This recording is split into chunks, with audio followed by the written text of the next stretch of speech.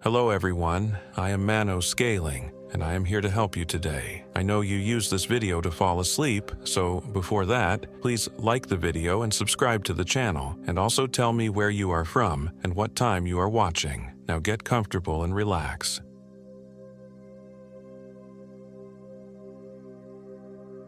My name is Lucas Morgan. I'm 34 years old. This happened in April of 2024.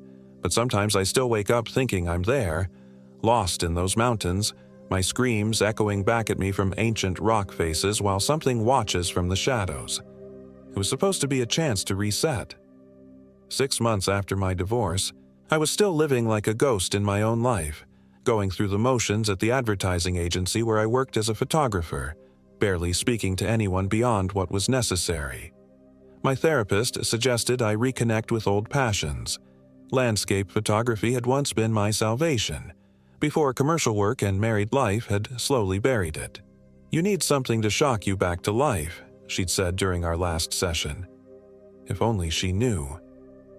The Superstition Mountains had been on my bucket list for years. The jagged wilderness east of Phoenix held a mystique unmatched by more popular destinations, ancient Apache legends, lost gold mines, and countless disappearances. Perfect for the moody, atmospheric shots I wanted for my portfolio rebuild. I might have gone alone if Mia hadn't overheard me researching trails in the break room. Mia Chen was the agency's newest graphic designer. Bright, enthusiastic, with an infectious energy that somehow didn't annoy me like it should have. Superstitions. Oh my God, I've been dying to go there. She'd plopped down next to me, scrolling through photos on her phone. The light on those rock formations at sunset? Killer. Please tell me you're planning a serious hike and not just the tourist loop. Before I knew it, our party had doubled again. Mia invited Derek Holloway, an old friend from college who'd moved to Phoenix years ago and had local knowledge of the area.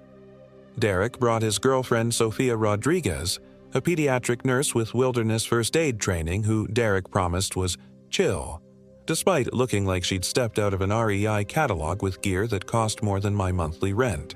So much for solitude. Still, I couldn't deny that having experienced hikers along made venturing off trail seem less suicidal, and maybe the company would be good for me. That's what my therapist would say anyway. We met at the Lost Dutchman State Park Visitor Center on a crisp Thursday morning. The plan was ambitious. 4 days, 3 nights, following parts of established trails but diverting to locations Derek knew would offer unique photographs.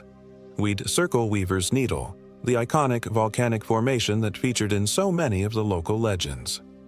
The story goes that the shadow of Weaver's Needle points to the Lost Dutchman's gold mine at a certain time of day, Derek explained as we checked our gear one last time.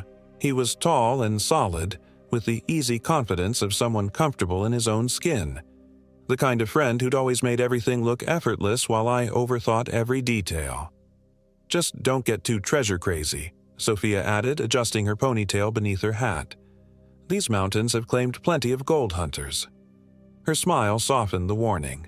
With her practical demeanor and no-nonsense approach to preparation, I was grateful to have her along. Mia was already taking test shots with her phone, practically bouncing with excitement. "This lighting is already so perfect. Lucas, we need to get your broody silhouette against these cliffs before we head out." I obliged, forcing a smile. Despite my best efforts to appear enthusiastic, there was a weight in my chest I couldn't shake. Looking up at the towering rust-colored peaks against the clear blue sky, I felt something I couldn't quite name. Like the mountains were looking back. The first day's hike was challenging but straightforward.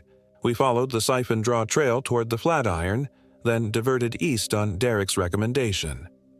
The landscape transformed around us, saguaro cacti giving way to scrubby trees and finally bare, ancient rock that told stories of volcanic violence millions of years ago.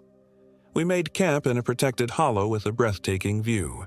While Sophia and Derek set up tents, Mia and I scrambled up a nearby ridge to capture the sunset painting the wilderness in impossible shades of orange and purple.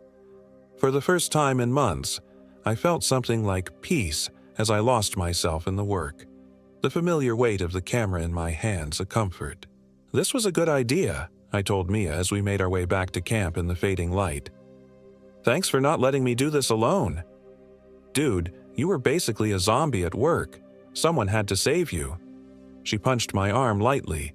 Besides, I need these shots for my portfolio too.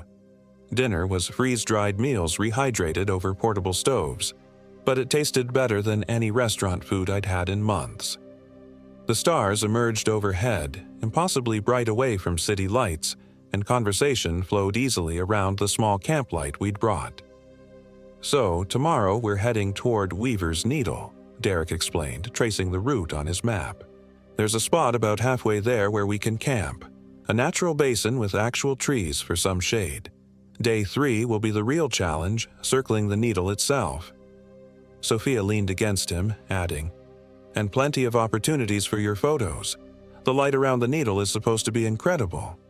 Just stay alert, Derek said, his tone shifting slightly. This is where a lot of the weird stories come from. The Apache believed these mountains were a gateway to the underworld.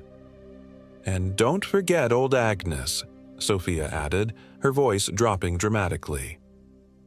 Old Agnes? Mia asked, leaning forward eagerly. Derek glanced at Sophia, then back to us. Local legend. Supposedly, there's an old woman who's been wandering these mountains for over 100 years. Hikers report meeting a friendly old lady who offers them water or directions. But if you follow her advice, you're never seen again, Sophia finished, making a slashing gesture across her throat. Some versions say she's a skinwalker, Derek continued, that she can look like anyone after she's consumed them. Well, that's not terrifying at all, I muttered. Don't worry, Derek laughed. I've been hiking here for years and never met any immortal old ladies. We turned in not long after, tired from the day's exertion. I fell asleep almost immediately, lulled by the unfamiliar sounds of the wilderness, until something woke me in the darkest part of the night. I lay still in my tent, trying to identify what had disturbed me.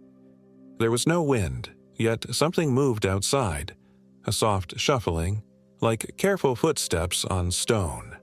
For several minutes I listened, my heart pounding, until finally I convinced myself it was just nocturnal wildlife and drifted back to sleep.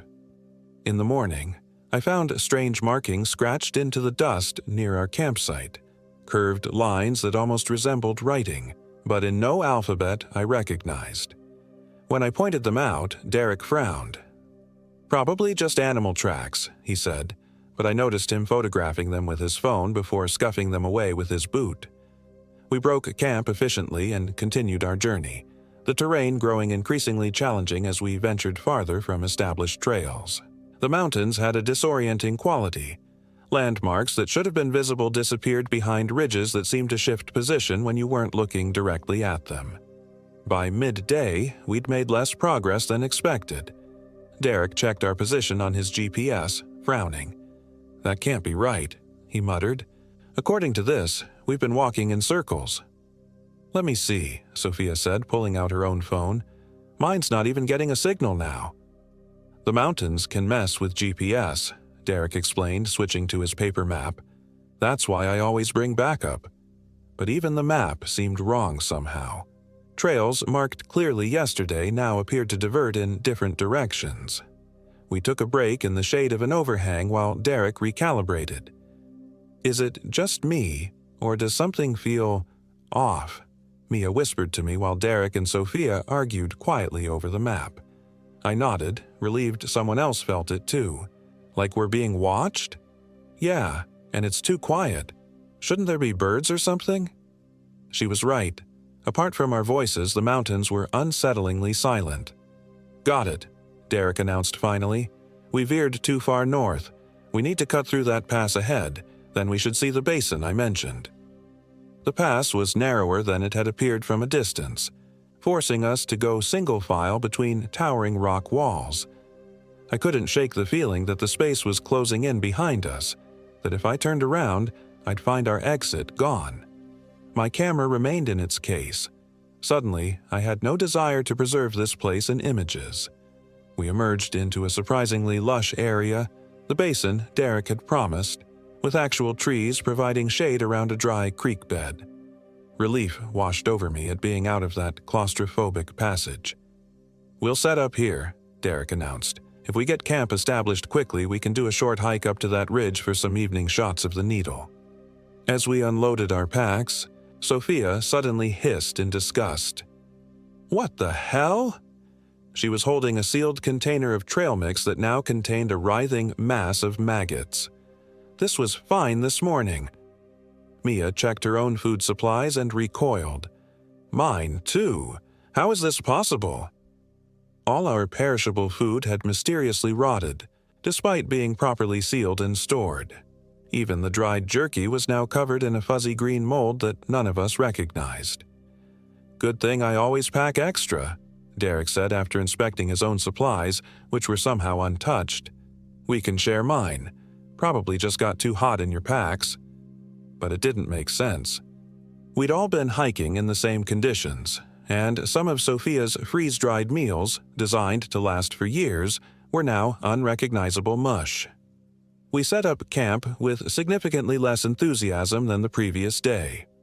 I volunteered to filter water from the small spring Derek located nearby, needing some time alone to settle my nerves.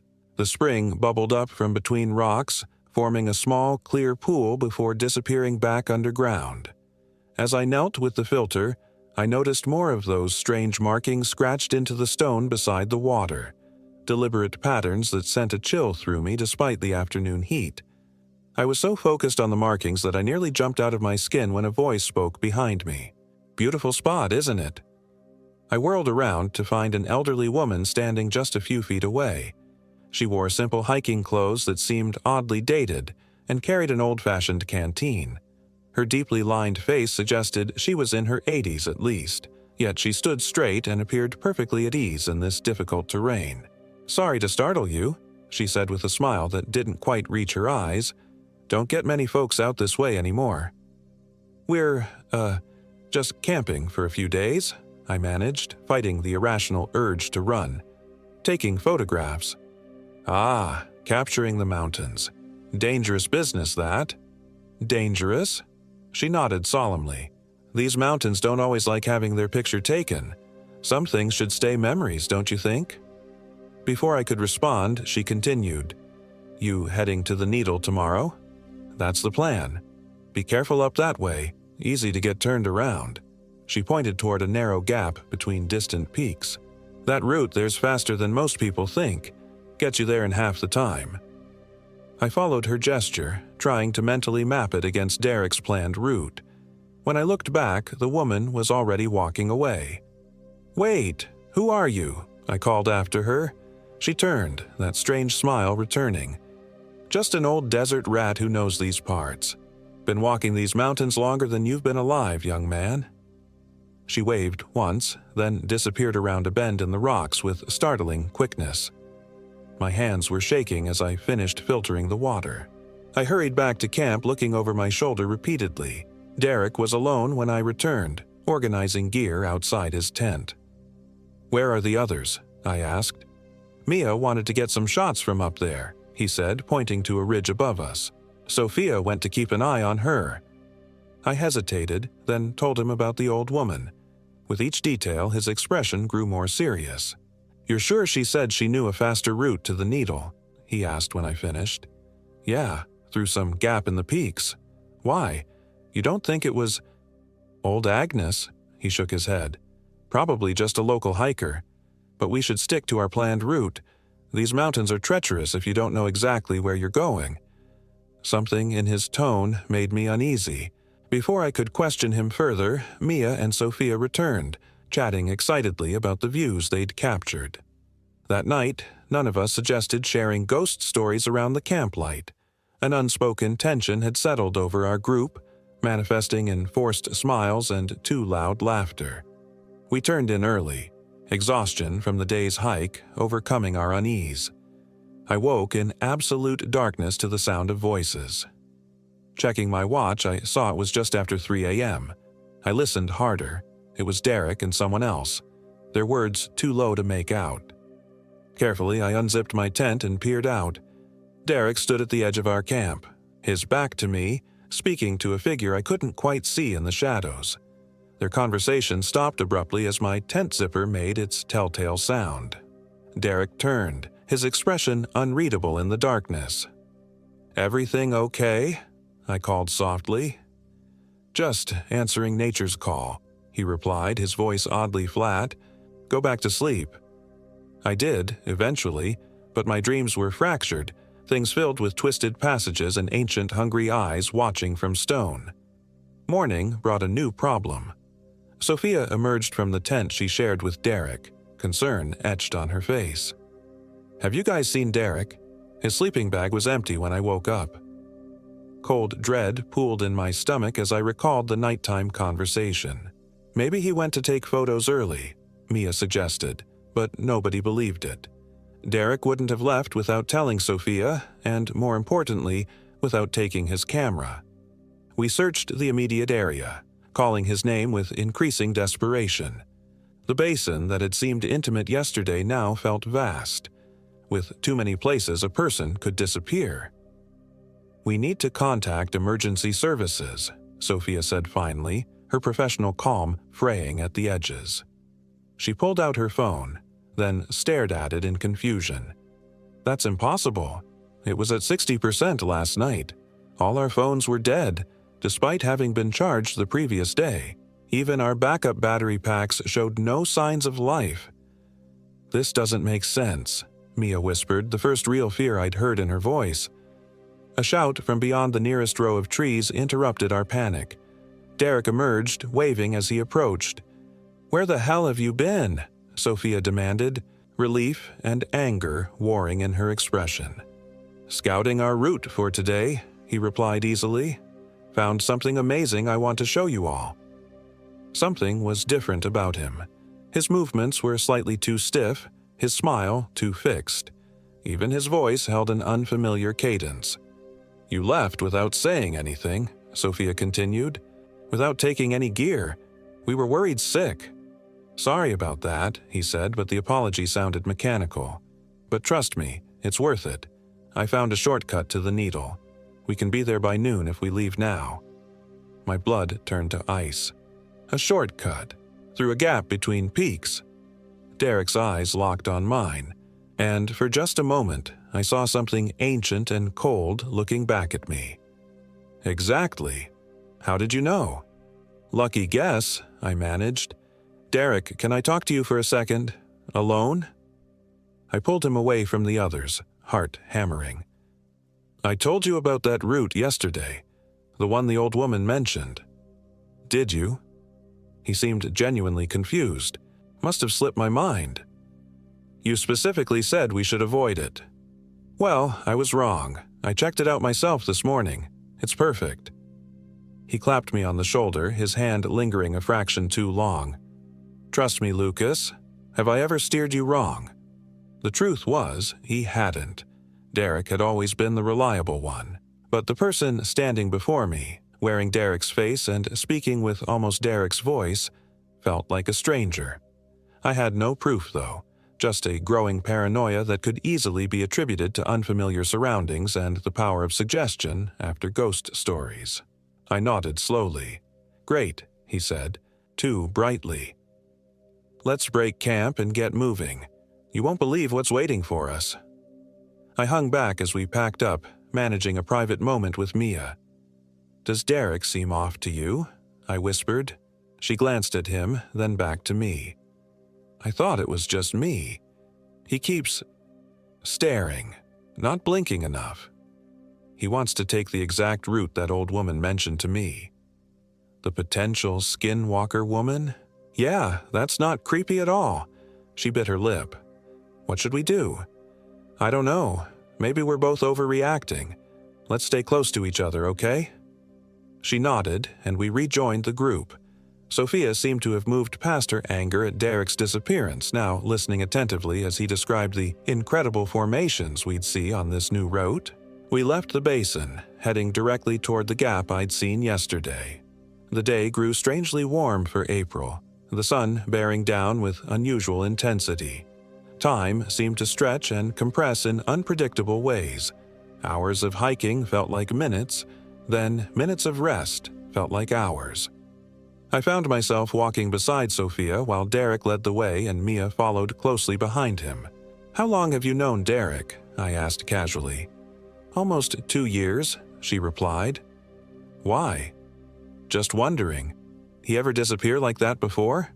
Go off without telling you?" She frowned. "Never. That's why I was so worried." She lowered her voice. "Between us, he's been acting strange since we got here. Having nightmares, talking in his sleep. Last night I woke up and he was just sitting up, staring at nothing. What was he saying? In his sleep? I couldn't make most of it out, but one phrase kept coming up. She's hungry again." Our conversation ended as we approached the gap between peaks. Up close, it was even more uninviting than it had appeared from a distance. A narrow slash in the rock that seemed to swallow light. "Through here," Derek announced cheerfully. "Single file, I'll lead, Lucas at the rear." I didn't like being separated from Mia, but I couldn't voice my concerns without sounding paranoid. We entered the gap, which quickly became so narrow we had to remove our packs and push them ahead of us. The temperature dropped dramatically inside the passage. Our voices echoed strangely, sometimes returning distorted or delayed. I lost sight of Mia around a bend and quickened my pace, an irrational fear gripping me that if I couldn't see the others, they might vanish entirely. When the passage finally widened enough for us to regroup, I immediately did a head count. Derek, Mia, Sophia, all accounted for. But something was wrong with Sophia. She stood slightly apart, her posture rigid. "You okay?" I asked her. She turned to me with the same too-wide smile Derek had worn earlier. "Never better. The air is so clear up here." Derek nodded enthusiastically. "Isn't it? Come on, not far now." They continued ahead, walking in perfect sync, while Mia hung back with me. "What the fuck?" she hissed. Sophia just stopped to tie her shoe in the passage, and when she caught up, she was like that. "Like Derek," I agreed. "Whatever's happening, it's spreading. We need to get out of here. Go back to the visitor center. We'd have to get past them first." I gestured ahead where Derek and Sophia walked side by side, occasionally turning in unison to urge us to hurry. The passage opened suddenly into a vast, natural amphitheater I was certain couldn't have existed on any map. At its center stood Weaver's Needle, much closer than it should have been given our position that morning. "We're here," Derek announced triumphantly. "What did I tell you? The perfect spot." The sunlight hit the formation at an impossible angle, casting a shadow that stretched directly toward a dark opening at the base of the far wall. "The entrance to the mine," Derek said, following my gaze. "Just where she said it would be." "Who said?" Mia asked, her voice tight with fear. "Old Agnes, of course." Sophia laughed, the sound all wrong. Too high, too brittle. "Who's hungry?" Derek asked abruptly, dropping his pack. "I think it's time for lunch." "Great idea," Sophia agreed with that same wrong laugh. Mia and I exchanged glances. We needed a plan, but before we could communicate anything, Derek was unpacking food. Not the trail rations we'd brought, but fresh bread, cheese, and fruit that couldn't possibly have come from his pack. "Eat," he urged, holding out portions to each of us. "You'll need your strength." "I'm not hungry," I said. "Me neither," Mia added quickly. Derek's face hardened for just a moment before the smile returned. "Suit yourselves. More for us." He and Sophia ate with mechanical movements, not really chewing, just going through the motions. I noticed dark stains at the corners of their mouths that looked disturbingly like dried blood. "I need to get some shots while the light's good," I said, patting my camera bag. "Mia, want to help me find the best angle?" She nodded eagerly, and we moved away from the others, making a show of studying the landscape while actually putting distance between us. "We need to run," I whispered once we were out of earshot. "Now, while they're distracted." "Which way? We can't go back through that passage." I scanned our surroundings, spotting a less steep section of the amphitheater wall with enough handholds for a possible climb. "There. If we can get up and over, we can circle back to the main trail. What about Derek and Sophia? I swallowed hard. I don't think those are Derek and Sophia anymore. Her face crumpled briefly before hardening with resolve. Let's go. We began moving casually toward our escape route, still pretending to scout photo locations. We'd made it about halfway when Derek's voice boomed across the amphitheater, amplified unnaturally by the rock walls.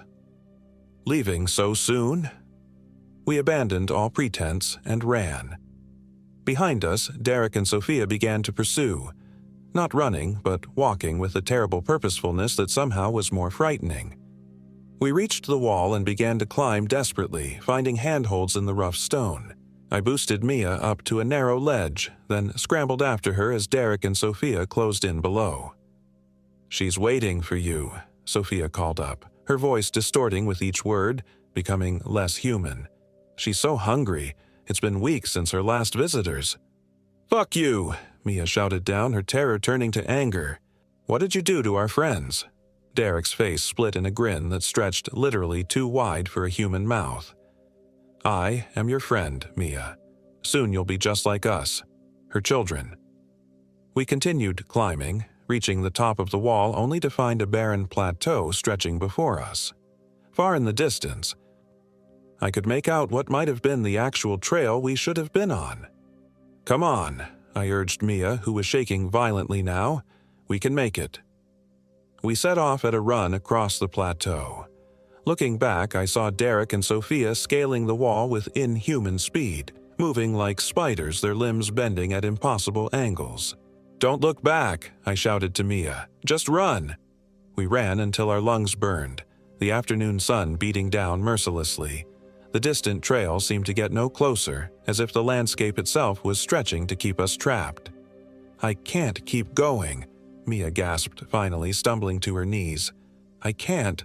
"Yes, you can." I pulled her up.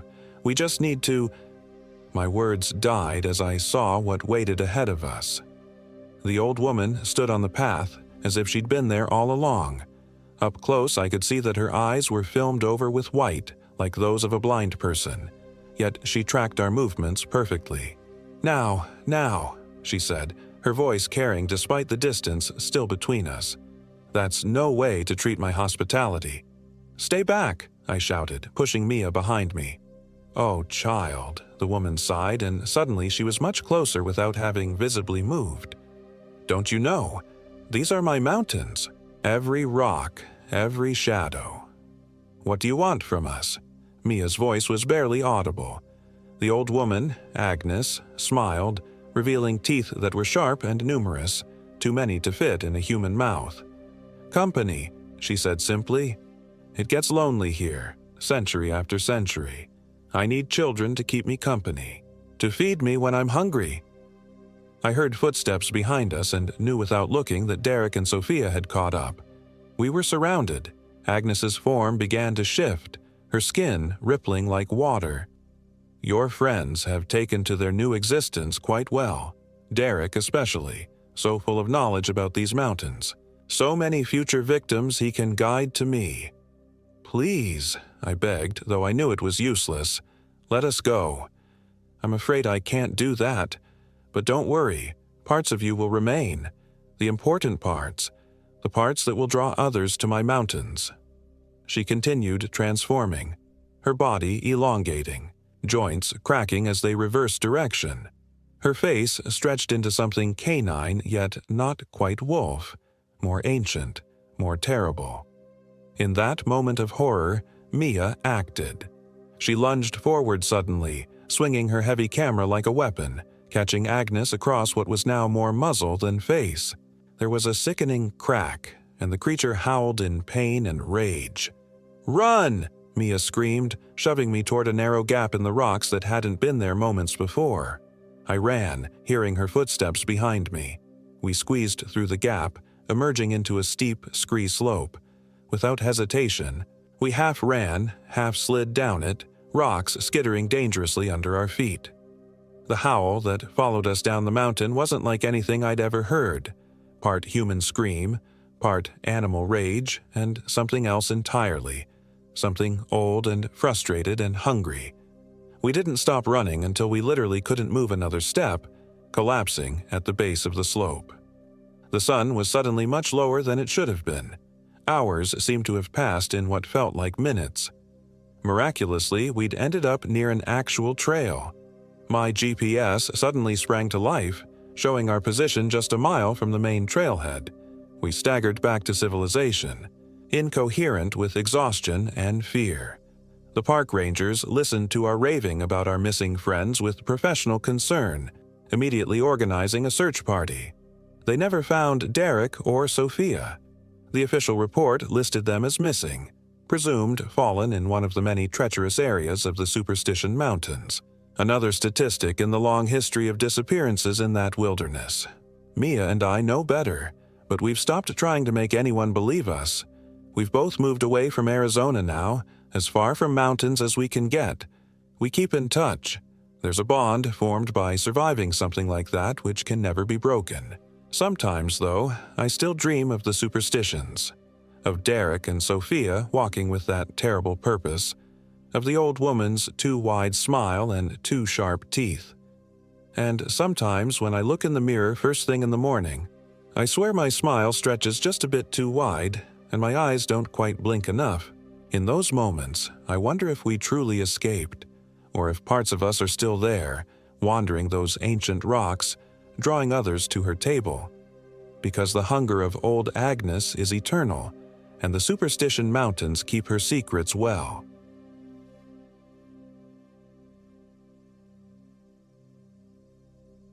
My name is Lauren Matthews. I'm 34 years old. This happened in October of 2024, though sometimes I still question if it happened at all. The doctors call it trauma-induced psychosis, but the scars on my body tell a different story. I'd been planning this solo hiking trip through the Superstition Mountains for months. After my divorce from Derek was finalized in July, I needed something to refocus my mind, to remind myself who I was before I became half of a failing marriage. Photography had always been my sanctuary, and I'd recently landed a contract with an outdoor magazine that wanted shots of the autumn desert landscape. My German Shepherd, Ranger, was the only companion I wanted. He'd been with me since before I met Derek, loyal in ways my ex-husband never managed to be. We'd done shorter hikes together, but never a multi-day trek like this. The Superstition Wilderness outside Phoenix always held a certain allure for me. Those jagged peaks silhouetted against the sky, the legends of lost gold mines, and yes, even the stories of hikers who entered the mountains and were never seen again. Just folklore to attract tourists, my guidebook had assured. I wish I'd known then how wrong it was. We set out on the morning of October 15th, parking at the Lost Dutchman State Park trailhead. The plan was to hike through the wilderness area to Weaver's Needle, camp there for 2 nights to get sunrise and sunset shots, then loop back around. 5 days, 4 nights, 30 miles of terrain. I'd done my research, packed my gear properly, registered my itinerary with the park ranger station. I was prepared, or so I thought. The first day went perfectly. The weather was ideal, mid-70s with a slight breeze that kept the sweat from pooling under my backpack.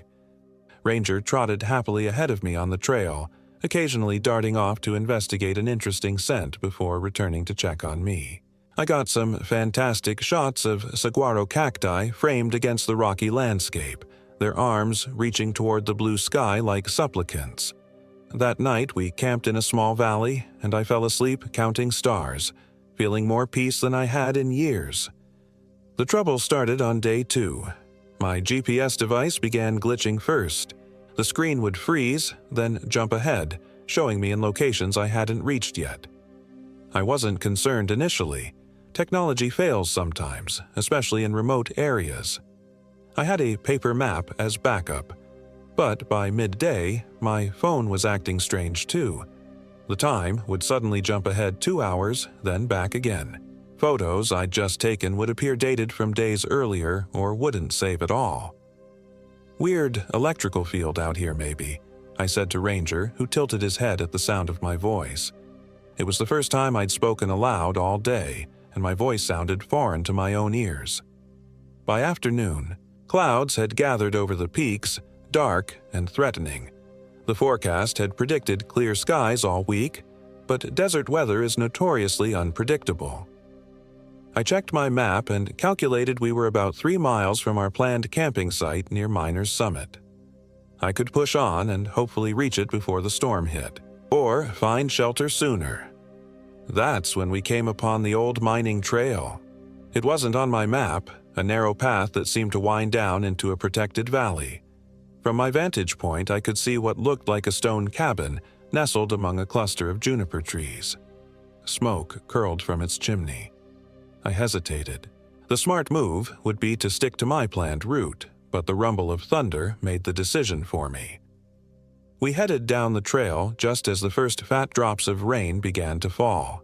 The cabin looked older as we approached, weathered stone walls with a wooden door and small windows. It had the appearance of something built in the mining era, perhaps 100 years ago, yet it was clearly maintained. A small garden grew alongside it, and stacked firewood lined one wall. Ranger growled low in his throat as we approached. "It's okay, boy," I said, though something in his reaction made the hairs on my arms stand up. Ranger was friendly with strangers. This behavior was unusual. I knocked on the door, rain now pouring down my back and soaking through my supposedly waterproof jacket. For a long moment, there was no answer, and I considered whether to set up my tent nearby instead. Then the door creaked open. The woman who stood there seemed as ancient as the mountains themselves. Thin white hair hung in a long braid over her shoulder, and her face was a tapestry of wrinkles. But her eyes, they were startlingly clear and blue against her weathered skin. "Oh my," she said, her voice stronger than her fragile appearance suggested. "You poor thing, caught in this dreadful storm. Please, come in." I hesitated again. "I don't want to intrude." "Nonsense. I rarely get visitors, especially in weather like this. It would be my pleasure." She stepped back, opening the door wider. "My name is Eleanor Blackwood." "Lauren Matthews," I replied, "and this is Ranger." Eleanor's eyes flicked to my dog, who was still growling softly. "Your companion seems uneasy. Animals are sensitive creatures." "He's usually not like this with strangers. I apologize." "No need. He'll settle once he knows me." She smiled, revealing surprisingly straight, white teeth. "Please come dry off by the fire." I stepped inside, Ranger reluctantly following, pressing against my leg. The interior of the cabin was a single large room with a stone fireplace at one end, currently hosting a crackling fire that cast dancing shadows across the walls. A small kitchen area occupied another corner with a wooden table and 2 chairs. A curtained alcove presumably hid a sleeping area. What caught my attention immediately were the photographs. They covered nearly every inch of wall space, hundreds of them, black and white, sepia-toned, and color, showing landscapes, wildlife, and people. Many seemed to be hikers posing against the backdrop of the Superstition Mountains. "You're a photographer," I said, noting her old Hasselblad camera on a shelf. "A hobby of mine," Eleanor replied, moving to the kitchen area. "For many years now. I see you carry a camera as well." I nodded, slipping my backpack off and placing it on the floor. "I'm a wildlife photographer. I'm working on a piece about the Superstition Wilderness." "How wonderful. We have something in common then." She busied herself with a kettle. "Tea? To warm you up? That would be great, thank you." While Eleanor prepared the tea, I examined the photographs more closely. Some appeared quite old, dating perhaps to the 1960s or earlier based on the clothing and image quality. Others were more recent. In one, a young couple smiled in front of Weaver's Needle, the woman wearing a t-shirt with 2018 Phoenix Marathon printed on it. "Do you live out here year-round?" I asked, finding it strange that someone her age would choose such isolation. "Oh, yes," Eleanor said, bringing 2 steaming mugs to the table. "I've been here longer than most would believe possible." She smiled that too perfect smile again. The mountains provide everything I need. I accepted the tea gratefully. It had an unusual aroma. Herbal, but with something underneath I couldn't identify. How do you get supplies? I'm quite self-sufficient. My garden, a few goats I keep in a pen out back. For other necessities, I make the journey to town occasionally. She gestured to the chair across from her. Please, sit. Your dog can rest by the fire. Ranger, however, remained firmly pressed against my leg, his eyes never leaving Eleanor. I sipped the tea. It tasted better than it smelled, sweet with a pleasant warmth that seemed to spread through my limbs rapidly. This is delicious, I said. What's in it? Family recipe. Herbs from my garden mostly. She watched me over the rim of her own mug, which I noticed she hadn't drunk from. How long have you been hiking? We started yesterday from Lost Dutchman. The warmth from the tea was making me feel slightly lightheaded. Pleasant, but strange. Planning to be out 5 days total. Eleanor nodded. The storm's supposed to continue through tomorrow. According to my radio, you're welcome to stay until it passes.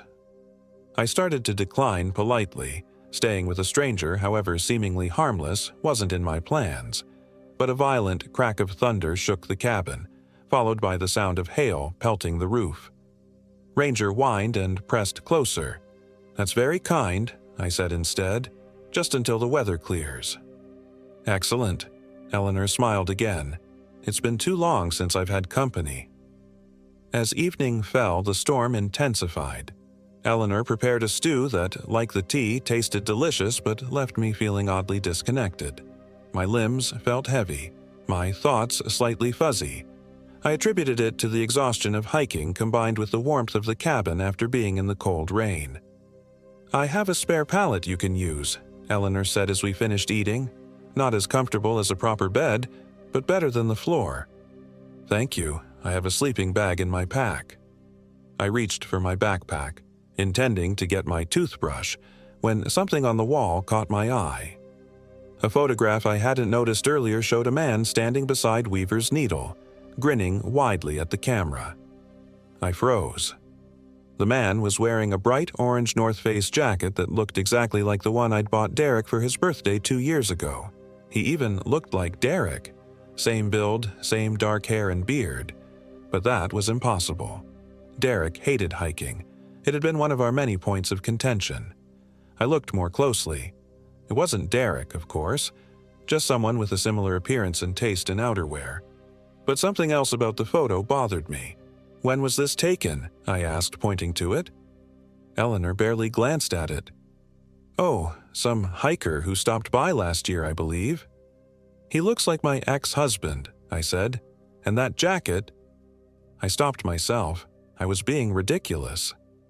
The mountains have a way of playing tricks on the mind, Eleanor said softly. Especially in the darkness. You should rest now. I nodded, suddenly feeling overwhelmingly tired. As I prepared for sleep, I checked my phone again. No signal, of course, but the battery had drained to 15% despite being at 70% just hours earlier.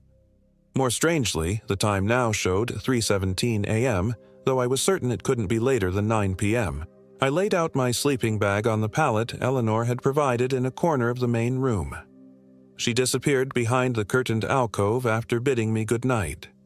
Ranger settled beside me, but unlike his usual habit of quickly falling asleep, he remained alert, his body tense. "It's okay, buddy," I whispered, stroking his fur. Just one night. I must have fallen asleep eventually because I began to dream. In the dream, I was walking through the cabin, but it seemed much larger, with long hallways that hadn't been there before. Photographs lined these hallways too, but now all of them contained people who looked disturbingly familiar. Not just Derek, but my parents, my childhood friends, colleagues, all standing in front of different parts of the Superstition Mountains, all smiling too widely, their eyes somehow wrong. At the end of the hallway was a door. It swung open as I approached, revealing a room filled with glass jars of varying sizes. Inside each jar was a swirling, luminous mist. As I watched, one jar's contents formed into a human face, mouth open in a silent scream. I woke with a gasp, heart hammering. The cabin was dark except for the dying embers in the fireplace. For a moment, I couldn't remember where I was. Then it all rushed back. The storm, Eleanor, the strange tea. Ranger wasn't beside me. I sat up, panic rising. "Ranger," I whispered into the darkness. No response, no familiar weight shifting beside me. I fumbled for my phone, pressing the power button to use its light. The screen showed 3:17 a.m., the exact same time it had displayed hours earlier. The battery still read 15%. Standing, I tried to get my bearings in the near darkness. Moonlight filtered weakly through the small windows, enough to make out the shapes of furniture. "Ranger," I called again, a little louder. A soft whine answered me from somewhere to my right. I moved toward the sound, using my phone's feeble light. There was a door there, a door I was certain hadn't been there earlier when I'd surveyed the cabin. It was slightly ajar, and Ranger's whine came from beyond it. I pushed it open, revealing a narrow staircase leading down. This made no sense. The cabin had appeared to be built directly on the ground with no basement. Yet, here was a staircase, worn stone steps disappearing into darkness. "Ranger, come," I commanded, not wanting to descend those stairs. Instead of obeying, he whined again, the sound desperate. I had no choice. I started down the steps, my phone's light creating more shadows than illumination. The air grew colder with each step, and a strange smell reached me. Chemical and organic at once, like formaldehyde mixed with something sweetly rotting. At the bottom, the staircase opened into a large chamber carved into the bedrock. My phone light caught glass surfaces, jars, dozens of them, arranged on shelves along the walls. Just like in my dream, I moved closer, raising my light. Inside each jar was a cloudy liquid, and suspended in each liquid was something. I stepped closer to one, then recoiled in horror. A face. There was a human face floating in the jar, eyes closed as if sleeping. The next jar contained what looked like a complete human hand. Another held something that might have been a heart. My stomach lurched. These weren't specimens preserved for some scientific purpose. They were too fresh, too lifelike, and there were too many of them. Dozens of jars lined the walls, each containing what appeared to be human remains. A low growl drew my attention. Ranger was at the far end of the chamber, standing stiffly in front of what looked like a metal cage. Inside, a shape moved. I approached slowly, dread building with each step. In the cage was a dog, or what had once been a dog. Its body was emaciated to the point where every rib showed, and patches of fur were missing, revealing gray skin beneath. But most disturbing were its eyes, cloudy white, yet somehow tracking my movement. Next to this cage was another, larger one, empty, but with the door standing open, large enough for a human. Ranger growled again, backing toward me, his hackles raised. I reached for his collar, intending to lead him back upstairs when the lights suddenly flicked on.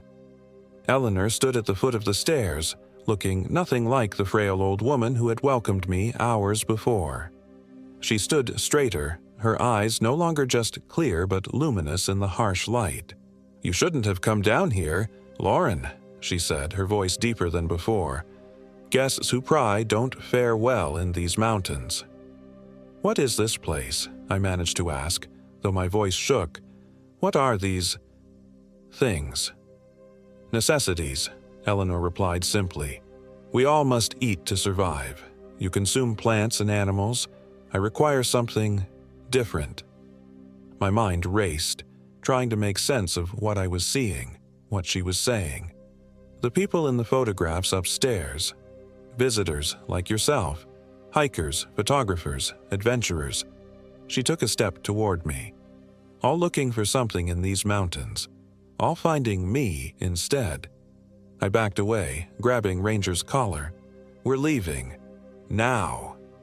Eleanor laughed, the sound echoing off the stone walls. "The storm rages above us. Where would you go? Besides, the tea you drank contains a mild paralytic. It's already in your system. Soon, you won't be able to move at all." As if on cue, my legs began to feel heavier, resistance building in my muscles. I leaned against a shelf to steady myself, accidentally knocking one of the jars to the floor. It shattered, the liquid splashing across the stone, the contents, a human ear, sliding to rest against my boot. Eleanor's face contorted in rage. "Do you know how long it took me to preserve that properly?" She gestured behind her, and for the first time, I noticed a long table covered with surgical instruments. "No matter, I'll have fresh materials to work with soon." My mind raced. Whatever she'd drugged me with was taking effect.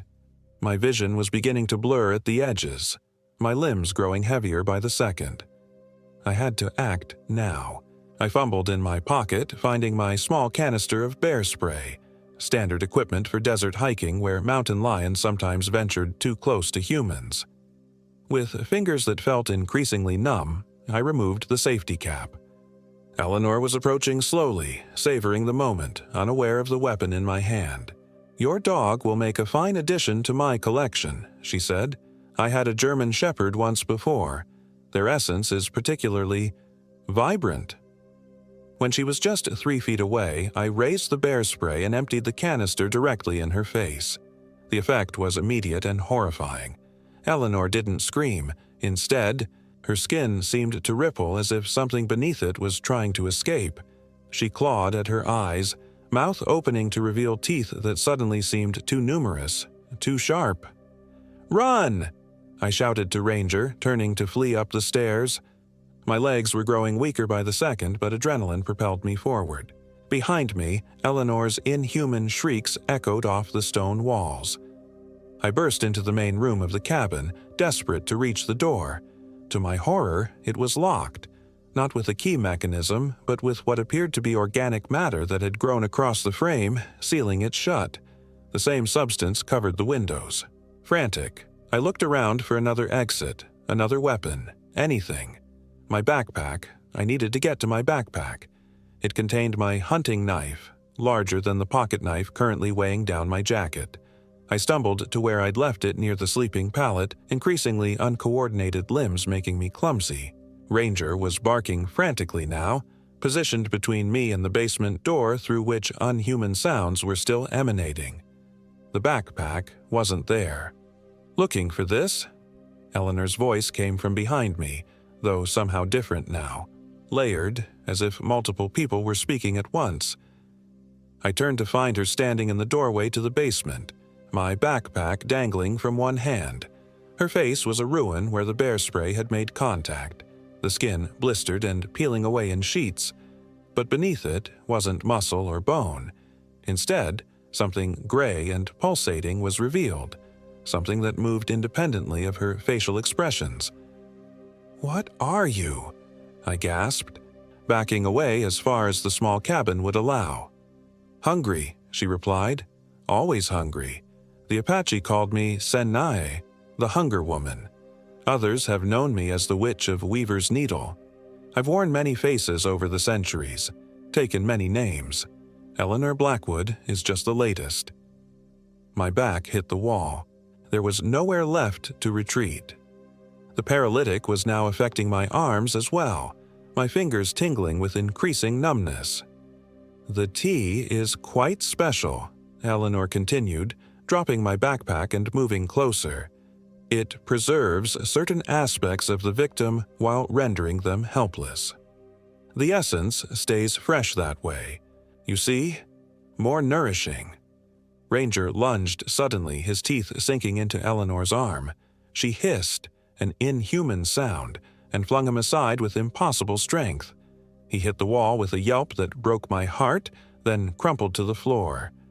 "Your companion has spirit," Eleanor said, examining the wound which leaked a thick, gray substance rather than blood. "I'll enjoy adding him to my collection after I've finished with you." With my last reserves of strength, I reached behind me, fingers searching desperately along the wall of photographs. My hand closed around a frame, and I swung it forward with all my might, smashing it against Eleanor's damaged face. Glass shattered. Eleanor screamed, a sound so high-pitched and alien that I felt blood trickle from my ear. But more importantly, the photograph itself seemed to have an effect on her. Where the paper touched her ruined skin, smoke rose, and the gray, pulsating substance beneath contracted as if in pain. I didn't understand, but I didn't need to. I grabbed another framed photograph from the wall and pressed it against her chest as she lunged for me. More smoke, more inhuman shrieking.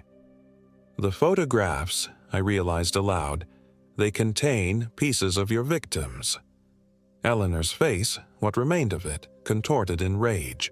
Not pieces, essence, spirit, life force, captured at the moment of extraction, the perfect preservation technique. My legs gave out then, the paralytic finally overcoming my adrenaline. I collapsed to the floor, still clutching the photograph. Eleanor loomed over me, her form seeming to grow larger, less human. "Now," she said, reaching for me with hands that were elongating into claws, "it's time to add you to my collection." From the corner of my eye, I saw movement. Ranger, injured but not defeated, had dragged himself to the fireplace. With what must have been his last reserves of strength, he grasped a burning log in his teeth and pulled it from the fire. The cabin's wooden floor, old and dry from decades in the desert climate, caught immediately. Flames raced across the planks, reaching the walls where the countless photographs provided perfect kindling. Eleanor screamed again, this time in genuine fear.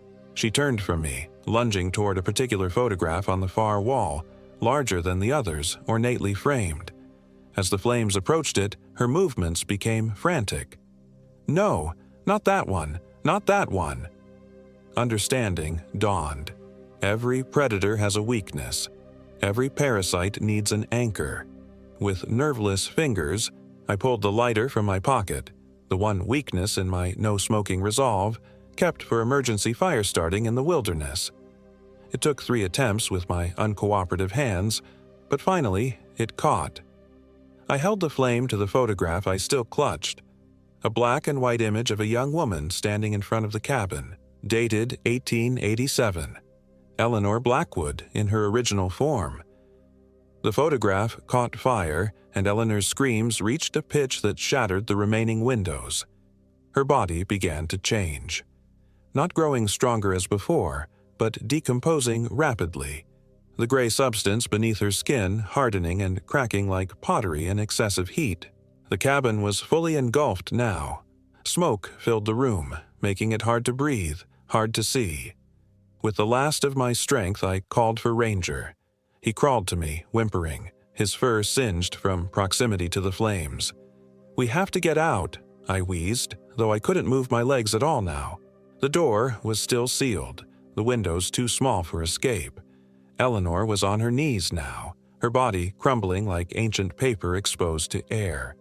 The photographs on the walls were almost all burning, and with each one that turned to ash, another piece of her seemed to flake away. The floor beneath her suddenly gave way, revealing the basement below. As she fell through, her hand, no longer remotely human, clutched at the floorboards. Her eyes, now just burning coals in a face of ash, fixed on mine. "Others will come," she rasped. "Others like me. Hungry ones. Ancient ones. You have seen us now. They will find you."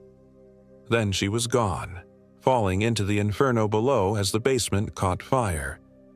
I was going to die here, I realized, unable to move, with fire consuming the only exit. At least the monster would die too. Ranger pressed against me, whining softly. Then, incredibly, he began to push at the floorboards near us with his muzzle. One board shifted, revealing earth beneath rather than a basement extension. He dug frantically, creating a small space between the boards. "Good boy," I whispered, my voice barely audible even to myself. Using the last of my strength, I rolled toward the opening. It was small, too small for a human. But the earth beneath was loose, and Ranger continued to dig, creating a depression just large enough for me to squeeze through if I emptied my lungs and forced my paralyzed body to comply. I don't remember much after that, fragments only. Ranger pulling me by my jacket sleeve, the sensation of cool earth against my face, stars above, smoke rising to meet them, the distant sound of the cabin collapsing in on itself. I woke 3 days later in a hospital in Phoenix with severe dehydration, second-degree burns on my arms and back, and a story no one believed. Search and rescue had found me and Ranger a mile from where the remains of an old miner's cabin had burned to the ground. They'd tracked us using the emergency beacon I'd activated, though I had no memory of doing so. The official report stated I'd been caught in a wildfire likely caused by a lightning strike. My disorientation and bizarre claims were attributed to smoke inhalation and trauma. The paralysis, which gradually wore off, was explained as neurological disruption from excessive heat exposure. Only Ranger knew the truth, and he couldn't tell anyone. He'd survived with burned paws and singed fur, but otherwise intact. The veterinarians called his condition a miracle. But I know better. I've checked the records. Every few years, hikers disappear in the Superstition Mountains. Their bodies never recovered. The Park Service attributes it to the harsh conditions, to flash floods and disorientation and the unforgiving desert. And there's something else. When I finally recovered enough to check my camera, the memory card was intact despite the fire. Most of the photos were as I'd taken them: desert landscapes, wildlife, plant life. But there was one I didn't remember taking. It shows Eleanor Blackwood standing in front of her cabin, exactly as she appeared when she first opened the door to me. But in this photo, her eyes are completely black, and behind her, visible through the cabin window, is a face, my face, mouth open in a silent scream. Sometimes at night I dream of that basement room, of jars filled with pieces of people. I dream of Eleanor's final words: "Others will come. Others like me." And I wonder, as I run my fingers over the strange scar on my wrist, a perfect circle that wasn't there before that night, exactly what piece of me she managed to take before the fire consumed her. I don't hike anymore. I don't take photographs. But sometimes, when Ranger stands at attention, staring at nothing, growling low in his throat, I know he senses something I can't. Something hungry.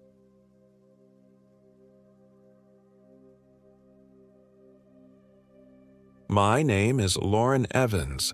This happened in May of 2024. I was 32 years old then, though sometimes I feel like I aged 2 decades in those 3 days. I was never an outdoorsy person. Growing up in Phoenix meant the wilderness was always right there, tempting some, but for me, it was just a brutal landscape best appreciated from air-conditioned spaces. I preferred the digital landscapes I created as a graphic designer to the unpredictable harshness of the Sonoran Desert. But after 6 years at the same marketing firm, staring at the same screens, turning client demands into sanitized images that would be scrolled past and forgotten, something inside me was withering. "You need to reconnect," Mel had insisted over our third happy hour margarita. Melissa Cooper had been my best friend since our freshman year at ASU. Where I was cautious and routine-driven, Mel embraced spontaneity. Her golden brown hair was perpetually sun-streaked, her skin always carrying the kiss of the sun even in winter. "Daniel and I are doing a 3-day trek in the Superstition Mountains next weekend. Come with us." Daniel Harrison was Mel's boyfriend of 8 months. Tall, bearded, with the lean physique of someone who spent weekends climbing mountains instead of binging Netflix, he worked as an environmental engineer and had the insufferable confidence of a man who regularly conquered nature. I hadn't warmed to him yet. 3 days without a shower, in Scorpion territory? Hard pass, I'd replied. "Lauren," Mel's voice softened, "when was the last time you did something that scared you? Something real, not just meeting a client deadline?" I couldn't answer. "The superstitions are magical," she continued. "Native Americans considered them sacred. There's the Lost Dutchman's mine. So many legends. Daniel knows all the best spots, places tourists never see. Maybe it was the margaritas. Maybe it was the thought of another weekend alone in my apartment with only my succulents for company. Maybe it was something deeper, a primal need to feel something authentic again. "Fine," I'd said, "but if I get eaten by a mountain lion, I'm haunting you both." I couldn't have known then how darkly prophetic those words would become. The trailhead at Peralta Canyon was already busy when we arrived early Friday morning. The parking lot was dotted with vehicles bearing license plates from across the country. The Superstition Mountains rose before us, their jagged silhouette cutting into the cloudless blue sky. There was something foreboding about them, like a mouth full of broken teeth ready to devour the unwary. "There it is," Daniel pointed to a distinctive spire in the distance. "Weaver's Needle. That's where we're headed for our second night." I adjusted my borrowed backpack. Despite my protests, Daniel had insisted I needed proper gear, and had supplied me with everything from moisture-wicking socks to a headlamp that made me look like a coal miner. The pack was heavier than I'd expected, laden with water, food, and equipment I hoped we wouldn't need. According to the legend, Daniel continued as we started up the trail, the Lost Dutchman hid his gold mine somewhere near Weaver's Needle. People still disappear looking for it. "That's comforting," I muttered. Mel laughed, linking her arm with mine. "Don't worry, the only thing we're hunting is Instagram-worthy vistas." The first few miles were pleasant enough. The trail wound through saguaro cacti and blooming brittlebush, climbing steadily but not too steeply. I found myself pausing often, not just from exertion but to take in the surprising beauty. The desert was alive in ways I hadn't appreciated before. Hummingbirds darting between ocotillo flowers, lizards sunning themselves on rocks, a red-tailed hawk circling overhead. By midday, we'd reached a rocky overlook where we stopped for lunch. Below us spread a panorama of twisted canyons and sun-baked ridges. The isolation was both exhilarating and unnerving. We hadn't seen another hiker for over an hour. "Not many people take this route," Daniel explained, biting into his trail mix. "Most day hikers turn back at Fremont Saddle." "Why are we taking it then?" I asked, wincing as I removed my boots to tend to a developing blister. "Because," Daniel's eyes gleamed with excitement, "this way takes us to Shadow Valley. It's this amazing hidden basin that most maps don't even show correctly. The light at sunset there is incredible." Mel touched my shoulder. "And it's where we're camping tonight. You'll love it, I promise." I nodded, though a flicker of unease passed through me. The vastness of the landscape around us suddenly seemed less like freedom and more like exposure. As we continued our hike, the trail became less defined. More than once, Daniel paused, consulting both his paper map and GPS. "That's weird," he muttered at one point. "The trail should cut west here, but it looks like it continues north." "Could it have been rerouted?" Mel suggested. "Maybe." Daniel frowned at his phone. "Signal's spotty, but the GPS is acting strangely too. Says we're half a mile from where we should be." "Great," I said. "We're lost in the most inhospitable mountains in Arizona." "We're not lost," Daniel said firmly. "Just temporarily disoriented. Let's follow the most worn path." The trail led us through increasingly narrow passages between towering rock formations. The air grew still and oddly cold despite the afternoon sun. Shadows stretched longer than they should have. "Does anyone else feel like we're being watched?" I asked, my voice sounding too loud in the quiet. Mel and Daniel exchanged glances. "It's just the unfamiliar terrain," Mel assured me. "Your brain plays tricks when you're somewhere new." But I couldn't shake the feeling. As we hiked deeper into the mountains, I kept glimpsing movement at the corners of my vision. A darting shadow, a flutter of something pale among the rocks. Each time I turned to look directly, there was nothing. By late afternoon, Daniel finally announced we'd reached Shadow Valley. It was a roughly circular depression nestled between steep cliffs, dotted with ancient, twisted juniper trees. A small spring fed a surprisingly lush area at its center. In another setting, it might have been idyllic, but the walls of rock surrounding us seemed to trap the shadows, pooling them unnaturally even though the sun hadn't yet set. We set up camp near the spring, pitching our 2 tents, one for Daniel and Mel, one for me, and gathering wood for a fire. The temperature was dropping rapidly as the sun sank behind the western ridge. "I'm going to fill our water purifiers at the spring," Mel said, grabbing our empty bottles. "Want company?" I offered. "No need, it's right there.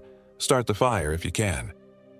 As Mel walked the short distance to the spring, I knelt by our makeshift fire pit, arranging kindling the way Daniel had shown me earlier. The dying sunlight cast Mel's shadow long and distorted across the valley floor. For a disorienting moment, it didn't move the way she did, seeming to lag behind her movements by a half-second. I blinked, and the illusion was gone. When Mel returned 10 minutes later, I had the fire crackling nicely. But something about her seemed different. Her movements were stiffer, her smile not reaching her eyes. "Everything okay?" I asked. "Perfect," she replied, her voice flat. "The water's so clear." Daniel emerged from setting up their tent and wrapped an arm around her. "Cold already? You're shivering." She was, I realized. Little tremors running through her body despite the exertion of our hike. "Just tired," she said, "and hungry." We cooked a simple dinner of dehydrated camping meals heated with a portable stove. The food was bland but warming. As darkness settled completely around us, we huddled closer to the fire.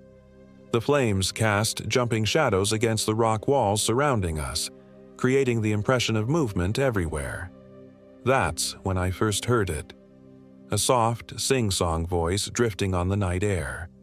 Words just at the edge of comprehensibility. "Do you hear that?" I whispered. Daniel cocked his head. "Hear what?" "That. Singing. Or talking." Mel stared into the fire, unresponsive. "Probably just the wind through the rocks," Daniel suggested. "Creates weird acoustics out here." But there was no wind. The air was completely still. "Right," I said, not wanting to seem like the city girl spooked by nature. "Must be that." We turned in early, exhausted from the day's hike. In my small tent, wrapped in my borrowed sleeping bag, I lay awake, listening. The voice had stopped, but the silence felt alive somehow, pregnant with anticipation. I must have drifted off eventually because I woke suddenly in pitch darkness. My watch read 3:17 a.m. Something had woken me. A sound outside my tent. Footsteps, slow and uneven, circling. "Mel?" I whispered, "and Daniel?" No response. The footsteps continued their steady circuit around my tent. Too heavy for an animal. Too deliberate. Fear froze me in place. I fumbled for my headlamp. But when I switched it on, nothing happened. The batteries had been fresh when I packed. The footsteps stopped directly outside my tent door. "Who's there?" I called, my voice embarrassingly thin. Silence. Then a soft exhale. Not quite a laugh, not quite a sigh. I was reaching for my phone to use as a light when my tent flap slowly began to unzip from the outside. Terror urged me to scream, but my voice was trapped in my throat. The zipper continued its slow, deliberate path upward. Then Daniel's voice called from across the campsite. "Lauren, you okay?" The unzipping stopped. I heard those footsteps again, quickly receding now. My tent flap hung open, a dark rectangle showing nothing but night sky and stars. I think something was trying to get into my tent," I called back, finally finding my voice. Light approached, Daniel with his functioning headlamp. Probably just curious wildlife. Raccoons can work zippers sometimes. But his casual explanation died when he saw my face. He checked around the campsite, his powerful beam cutting through the darkness while I sat shivering in my tent entrance. "Nothing out here," he reported. "Maybe you were dreaming?" I hadn't been dreaming, but I nodded anyway. "Where's Mel?" I asked. "Still asleep. She was completely wiped out." I glanced toward their tent. noticing it was zipped tight. Could you check on her, just to be sure?" Daniel frowned but walked back to their tent. I watched as he carefully unzipped it and peered inside. His shoulders relaxed. "Sound asleep, like I said." I stayed awake until dawn began to lighten the sky. No more footsteps. No more voices. But I couldn't shake the feeling that something had changed fundamentally in our little valley overnight. The morning revealed a stark transformation in our surroundings. Shadow Valley, which had seemed merely somber the evening before, now appeared actively hostile. The spring water ran with a faint reddish tinge that Daniel attributed to mineral content. The juniper trees seemed to hunch like arthritic old men. Most disturbing was the silence. No birds, no insects, none of the desert life that should have been stirring at dawn. Mel emerged from her tent last, moving with a strange languidness. Her normally bright eyes were dull, her responses to our good mornings perfunctory. "Didn't sleep well?" I asked her as we packed up camp. "I slept deeply," she replied, her voice toneless. "I had dreams." "What kind of dreams?" Her eyes finally focused on me, and I felt a chill run down my spine. Dreams of being under the earth, in the dark, listening. Daniel interrupted us. "If we want to make it to our spot near Weaver's Needle by nightfall, we need to get moving." The day's hike was meant to be less strenuous than our first day, following the contours of a ridge with spectacular views of the valley below. But from the beginning, things felt wrong. The trail Daniel had plotted on his map seemed to disappear entirely in places, forcing us to backtrack or forge our own path through the rough terrain. "I don't understand," he muttered, repeatedly checking his compass. "The trail should be right here." More concerning was that his compass was behaving erratically, the needle spinning without settling on a direction. His phone GPS showed us jumping locations, sometimes appearing miles from where we actually stood. "Technology," he laughed nervously, "never fails to fail when you need it most." But I noticed how his confident smile had been replaced by a tight-lipped grimace. We were lost, though he wouldn't admit it. Mel trailed behind us, showing little interest in our navigational troubles. Several times I caught her standing motionless, head tilted as if listening to something only she could hear. Each time I asked if she was okay, she would smile that empty smile and say, "Just enjoying the silence." But the silence wasn't enjoyable. It was oppressive, unnatural. By midday, as we paused for a quick lunch on an exposed ridge, I couldn't bear it anymore. "Something's wrong with this place," I said, "and something's wrong with Mel." Daniel glanced at Mel, who sat apart from us, staring fixedly at a distant point. "She's just tired. We all are. And these mountains can play tricks on your perception." "It's more than that. Haven't you noticed how she's acting? And what about the trail disappearing, your compass going haywire?" He sighed. "Look, I've hiked all over Arizona.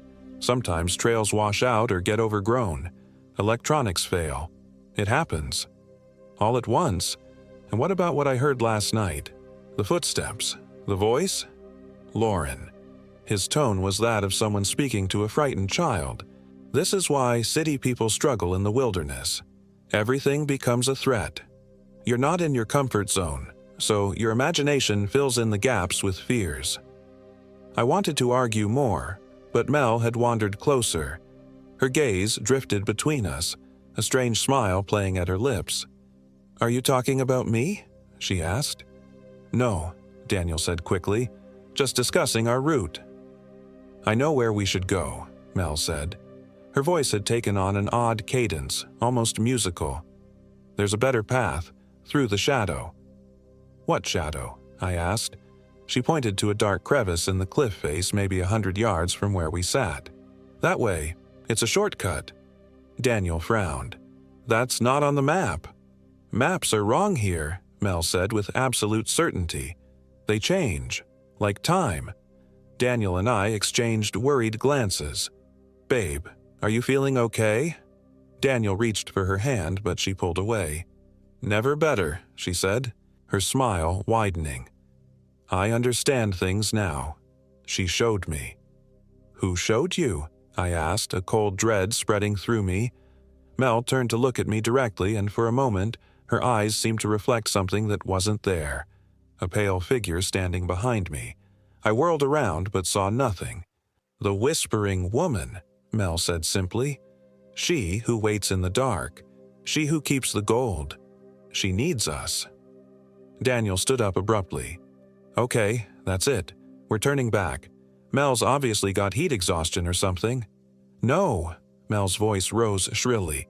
We have to go forward. She's waiting. Who's waiting? I pressed.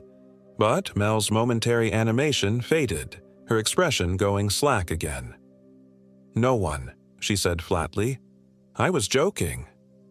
Daniel insisted we continue toward Weaver's Needle, refusing to acknowledge the growing wrongness of our situation. Mel became increasingly distant as the afternoon wore on, drifting away from us when we weren't looking, only to reappear moments later from unexpected directions. The landscape itself seemed to shift subtly when observed from different angles, landmarks that should have been fixed appearing closer or farther than they had been before. The sun moved too quickly across the sky, shadows stretching and contracting at unnatural rates. Time felt elastic, unreliable. It was near dusk when we finally admitted we weren't going to reach our planned camping spot. We'd been walking for what should have been only a few hours, but my watch showed we'd been hiking for nearly 8. Somehow, we'd made a massive circle ending up in a small canyon not far from Shadow Valley. We'll camp here for the night, Daniel decided, visibly shaken by our failure to navigate properly. Tomorrow morning, we follow the sun east until we hit the main trail. No more shortcuts. The canyon offered little flat ground for camping. We found a relatively level area near a stunted saguaro, the only vegetation in the otherwise barren rock enclosure. Setting up our tents in the dimming light, I noticed Mel had wandered off again. I'll find her, I told Daniel, who was struggling with the tent poles. I found her about 50 yards away, crouched beside a narrow crack in the canyon wall. She was whispering into it, her lips nearly touching the stone. Mel, I called softly. She didn't startle as I'd expected. Instead, she slowly turned toward me, her movements fluid yet wrong somehow, like a puppet with too many joints. She's here, Mel said, her voice carrying an echo though we were in the open air. She needs your help. There's gold, Lauren. So much gold. But she needs flesh to get it. I took an involuntary step back. What are you talking about? Who needs flesh? Mel smiled. Not her smile, but a wide, terrible grin that stretched her face unnaturally. The whispering woman. She who died in the darkness. She who guards the Dutchman's treasure. Mel, you're scaring me. Her eyes, normally warm brown, now seemed to reflect green light from somewhere I couldn't see. Fear is appropriate. Fear is honest. We should all be afraid in the presence of the sacred. Let's go back to camp, I said, trying to keep my voice steady. Daniel's worried about you. At the mention of Daniel's name, something like confusion crossed Mel's face. For a moment, I saw my friend return, her eyes clearing, her posture becoming her own again. Lauren, she whispered, what's happening to me? I reached for her hand. I don't know, but we're getting out of here tomorrow. First, light. Then her expression hardened again, that alien presence reasserting itself. She yanked her hand away with surprising strength. We leave when she allows it. Back at camp, Daniel had managed to erect both tents and start a small fire using scrubby brush he'd gathered. Mel trailed silently behind me, taking a seat far from the fire's warmth, her back to the canyon wall. We need to leave tomorrow, I told Daniel quietly. Something's seriously wrong with Mel. He nodded, his earlier skepticism evaporated. I know. This isn't altitude sickness or dehydration. It's like she's not herself. She was talking about some whispering woman again. Something about guarding gold and needing flesh. Does that mean anything to you? Daniel's face paled in the firelight. There's an old story about the lost Dutchman's mine. Some say Jacob Waltz, the Dutchman, had a partner he murdered for the gold. In some versions, it was a woman, his lover or wife. Her ghost is supposed to protect the mine, luring treasure hunters to their deaths. But Mel wasn't interested in any treasure hunt, I protested. No, but… He hesitated. Last night when I woke up after you called out, Mel wasn't in our tent. I assumed she'd gone to pee or something, and she came back right after I checked on you. But she was cold, like she'd been outside for hours. My skin crawled with the implications. And this morning, the spring water was reddish. Iron deposits, Daniel said automatically, but I could see doubt in his eyes. We both know something's not right here, I pressed. The disappearing trails, your compass and GPS failing, time seeming to flow wrong. It's like the mountains themselves are against us. Across the fire, Mel watched us with unblinking eyes. Though she sat too far away to hear our whispered conversation, her head tilted as if listening intently. If we head east at first light, Daniel said, we should hit the main trail within a couple hours. Then it's straight back to the trailhead. I nodded, relief washing through me at the thought of escaping these cursed mountains. Should we take shifts sleeping? Keep an eye on her? Good idea. I'll take first watch. That night I lay in my tent, still unzipped from the night before, listening to the absolute silence of the canyon. No wind, no insects, not even the occasional scuffle of nocturnal desert creatures. I must have drifted off despite my anxiety because I jerked awake to the sound of voices. Daniel and Mel arguing in harsh whispers. Not going back yet, Mel was saying. Need to go deeper. We're lost, Mel. These mountains are messing with us somehow. We need to get back to civilization. Civilization, she spat the word. Where nothing matters. Where no one remembers the old powers. She remembers. She'll show us what matters. Who are you talking about? There's no one else out here. A pause, then Mel's voice changed, deeper, resonating with an impossible timbre. There is always someone watching in these mountains, Daniel Harrison. Always someone listening, always someone waiting. I heard Daniel gasp, then the sound of him stumbling backward. Your eyes. What's wrong with your eyes? I fumbled for my headlamp, surprised when it flickered to life. Crawling to my tent entrance, I peered out. Daniel stood facing away from me, his body language tense. Mel was nowhere to be seen. Daniel, I called softly. Where's Mel? He turned slowly toward me, his face ghost white in the beam of my light. She went that way. He pointed toward the back of the canyon. She's not. Lauren, her eyes were glowing green. I scrambled out of my tent. We need to find her. I don't think that's Mel anymore, he whispered. A chill certainty settled in my gut that he was right. Whatever had happened at the spring the day before, whoever or whatever the whispering woman was, Mel was under its influence now. We gathered our headlamps and set off deeper into the canyon, calling Mel's name. The walls rose higher around us, narrowing as we progressed. Our lights barely penetrated the absolute darkness. Look, Daniel pointed to the ground. In the soft sand of the canyon floor, footprints led deeper into the narrowing passage. But they weren't normal footprints. They started as recognizable human prints, then gradually transformed. The toes becoming longer, the arch more pronounced, until they resembled something between human and bird tracks. What the hell? Daniel whispered. The passage constricted further until we were moving sideways, our backs against one wall, facing the other. I was about to suggest turning back when the canyon suddenly opened into a perfectly circular chamber, perhaps 40 feet across. Our headlamp beams couldn't reach the ceiling. In the center of the chamber stood Mel. No, not just Mel. She wasn't alone. A figure stood beside her, a woman in a tattered dress that might once have been white, now stained dark with what looked horribly like dried blood. Her hair hung in long, tangled strands around a face that was both beautiful and terrifying, cadaverously thin, with sunken cheeks and eyes that glowed a sickly green. Daniel's headlamp beam passed directly through this figure as if she were made of smoke. "My God," he breathed. Mel turned to us, that same unnatural smile stretching her face. "You've come," she said, her voice overlaid with another, older voice.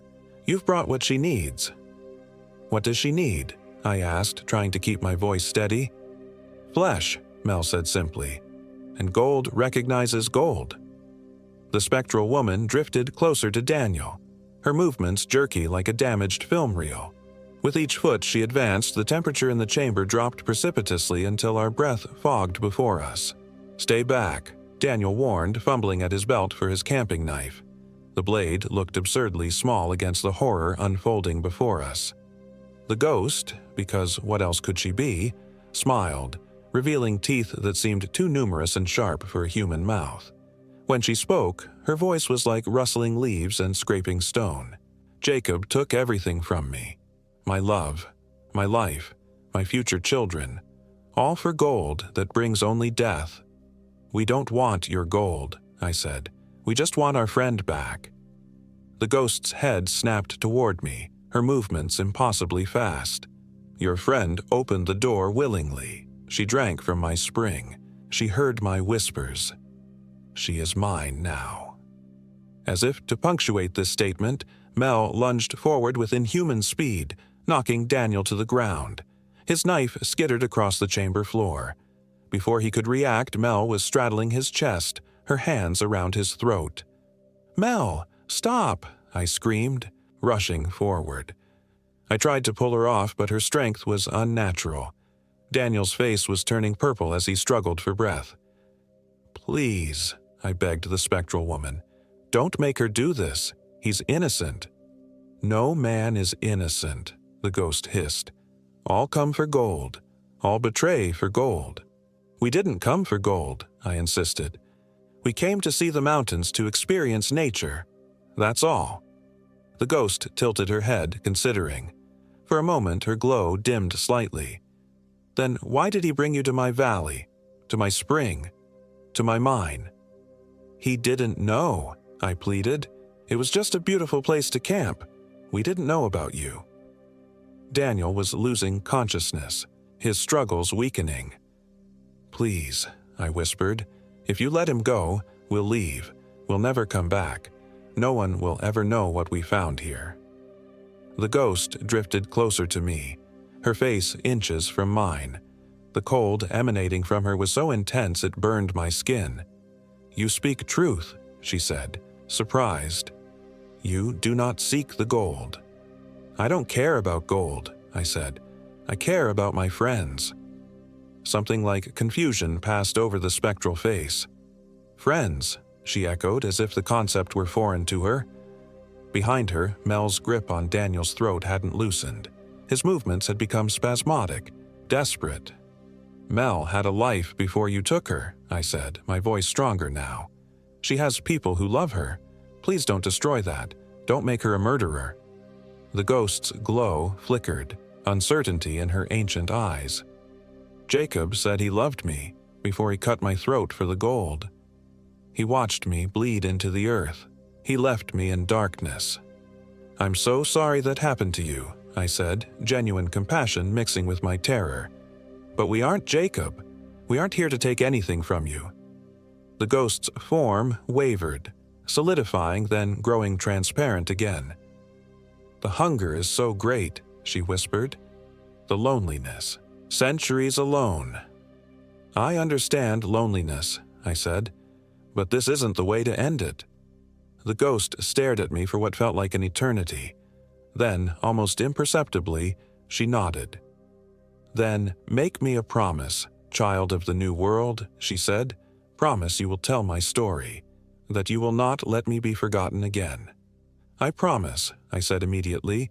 "I'll tell everyone what happened here." The ghost smiled. Not the terrible rictus from before, but something almost human. She turned to where Mel still crouched over Daniel's now still form. "Release him," she commanded. Mel's head snapped up, her eyes flaring green. "No! The flesh is mine now!" The ghost's form suddenly expanded. filling the chamber with frigid, whirling energy. Her voice boomed from everywhere at once. "I am the Whispering Woman. These mountains are mine. You will obey." Mel screamed, a sound no human throat should produce, and collapsed beside Daniel. I rushed forward, checking Daniel first. To my horror, he wasn't breathing. I started CPR immediately, pumping his chest, breathing into his lungs, begging him silently to live. 1 minute passed. 2. Nothing. Behind me, Mel stirred, groaning. "Lauren, what happened? What's wrong with Daniel?" Her voice was normal again, confused, frightened, but unmistakably Mel.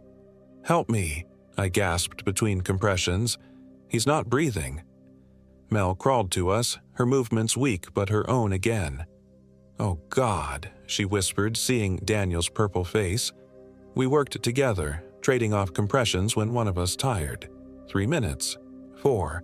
My hope was fading when Daniel suddenly convulsed, drawing a ragged breath. "Daniel!" Mel cried, tears streaming down her face. "Daniel, can you hear me?" His eyes fluttered open, unfocused. He tried to speak but could only produce a hoarse croak. Looking around the chamber, I saw no sign of the ghostly woman.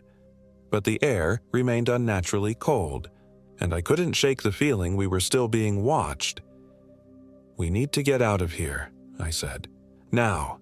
Can you walk, Daniel?" With our support, Daniel managed to stand. His neck was badly bruised, his breathing labored. Mel seemed disoriented, with no memory of anything after our first night's camp. "The last thing I remember is going to fill our water bottles at the spring," she said as we slowly made our way back through the narrow passage. Then, fragments, whispers, dreams of being trapped underground. "It wasn't your fault," I assured her. "You were influenced." "By what?" she asked. I thought of my promise to the Whispering Woman. "I'll explain when we're safely out of these mountains." The journey back was nightmarish. Daniel could barely walk, requiring frequent rests. Mel was physically drained, as if whatever had possessed her had consumed her energy. And I couldn't shake the feeling that spectral eyes watched our every move. But the mountains seemed to have released their grip on us. The trails were suddenly clear, Daniel's compass pointed reliably east, and by mid-morning, we'd reached the main trail leading back to the trailhead. It took us the rest of the day to reach our car. Daniel needed immediate medical attention. His trachea was damaged, his voice reduced to a painful whisper. We told the emergency room doctors he'd fallen while hiking, catching his throat on a branch. They believed us. Who wouldn't? The truth was too fantastic, too terrible. Mel recovered physically within days, but the psychological scars ran deeper. She had fragmentary memories of what she'd done, what she'd almost done. The guilt nearly destroyed her, despite my assurances that she'd been under supernatural influence. She and Daniel broke up a month later. How could their relationship survive what had happened? Daniel moved to Colorado soon after. Last I heard, he avoids the outdoors entirely now. As for me, I kept my promise. I'm telling the story of the Whispering Woman, the betrayed lover of Jacob Waltz, who guards his stolen gold in the depths of the Superstition Mountains. I dream of her often, standing at the foot of my bed, her green eyes watching, waiting. Sometimes I wake to find the scent of earth and copper in my room, though my windows are closed. Sometimes I hear her whispers, calling me back to the mountains, promising me secrets, promising me power, promising me gold. But I know better than to listen. Some treasures aren't meant to be found. Some secrets should remain buried, and some mountains should be left to their ancient guardians.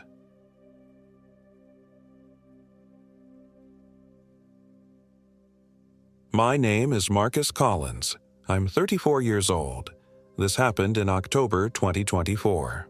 I'm writing this down while I still remember the details, while the wounds are still fresh, both the ones you can see and the ones you can't.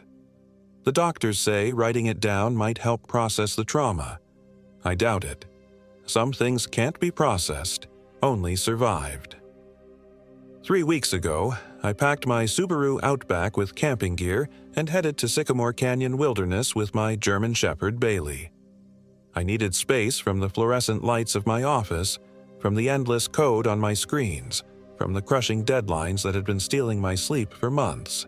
My therapist called it burnout. I called it slowly dying. Either way, a week in the Arizona wilderness seemed like the perfect prescription. Bailey was thrilled when I loaded her into the car. She'd been my constant companion for 6 years, ever since I adopted her from a shelter after my divorce. She was better company than most humans I knew, loyal, intuitive, and she didn't mind my long silences. We'd done weekend hikes before, but never anything this ambitious. 7 days in one of the most isolated portions of Sycamore Canyon, just south of Flagstaff. The start of our journey was picture perfect. The October air was crisp but not cold, and the aspen trees flashed gold against the red sandstone cliffs. We parked at the Doggy Trail access point, a remote trailhead that my research told me would be deserted this time of year. I was right. Ours was the only vehicle in the small gravel lot. Before setting out, I double-checked my pack, tent, sleeping bag, water purifier, first aid kit, food for 7 days, plus extra for Bailey, matches, flashlight, spare batteries, map, compass, and a satellite GPS. I'd spent weeks planning this trip, determined to prove to myself that a desk jockey like me could handle true wilderness. I clipped Bailey's pack to her harness, locked the car, and we hit the trail. The first 2 days were everything I'd hoped for. We hiked deeper into the canyon than most day trippers venture, setting up camp near a small spring I'd marked on my map. Bailey bounded ahead on the trail, sniffing every bush and rock with unbridled enthusiasm. My shoulders ached from the pack and my office-soft legs protested the miles, but it was a good pain. Honest pain. For the first time in months, my mind was quiet. The trouble started on the 3rd day. I woke before dawn, as had become my habit, and checked my watch. The hands were spinning backward. I tapped the glass, assuming it was broken, but they continued their reverse rotation. I switched to my phone, which I'd been keeping off to preserve battery, and found it dead, despite having charged it fully the night before. "Just technical difficulties," I muttered to Bailey, who was watching me with unusual intensity. "Nothing to worry about."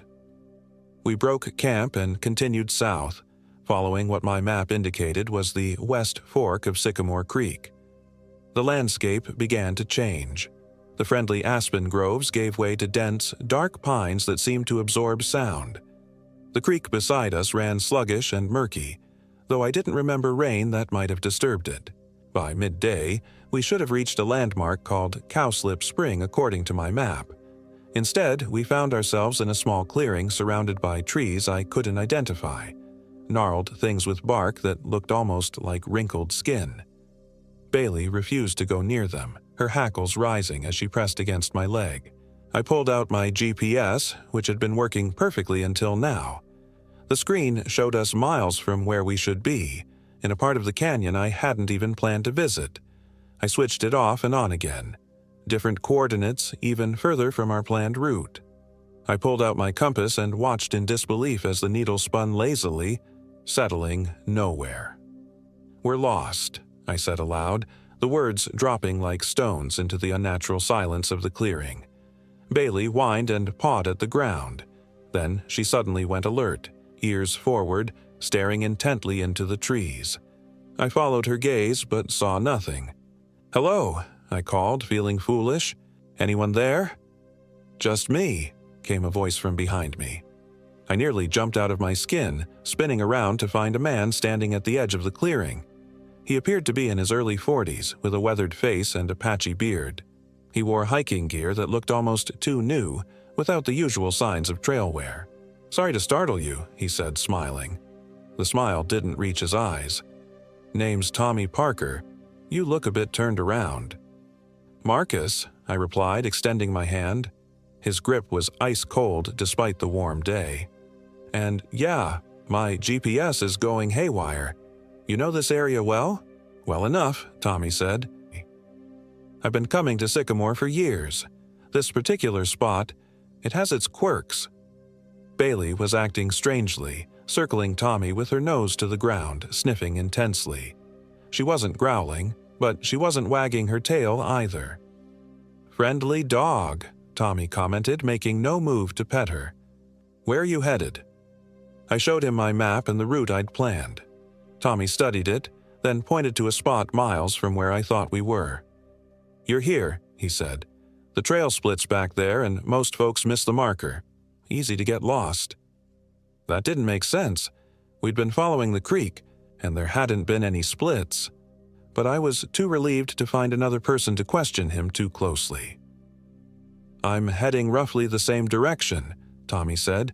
"We could hike together for a while if you'd like company." Something about his offer made my skin crawl, though I couldn't say why. Still, 2 lost people had better odds than 1. "Sure," I agreed. "Lead the way." Tommy set a brisk pace through the forest. The trees seemed to close in behind us as we walked, and I couldn't shake the feeling that the path we'd taken was disappearing. Bailey stayed unusually close to me, occasionally looking back the way we had come. "You said you've been coming here for years," I said, trying to make conversation. "Any favorite spots?" "Oh, many," Tommy replied without elaborating. After a few minutes of silence, he added, "There's someone who lives out here, you know. Off the grid. Eliza, her name is. Has a cabin not far from here. She knows these woods better than anyone." "A hermit?" I asked, surprised. I hadn't read about any permanent residents in the wilderness area during my research. "Something like that," Tommy said. "She's particular about visitors, but she might help us if this weather turns." I looked up at the sky, which had been clear blue all day. Now, impossibly, dark clouds were gathering overhead. The temperature was dropping rapidly and the wind picked up, carrying the scent of rain. "That's not possible," I said. "The forecast was clear all week." Tommy just shrugged. "Weather changes fast in the canyon. We should hurry." We picked up our pace, but the storm moved faster.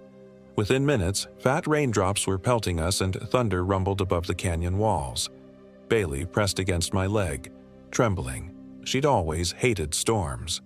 "This way," Tommy shouted over the wind, veering off what little trail there was into the dense underbrush. "Eliza's place is just through here." I hesitated. Following a stranger deeper into the wilderness during a storm was exactly the kind of thing people did in horror movies before they ended up dead. But I was already lost.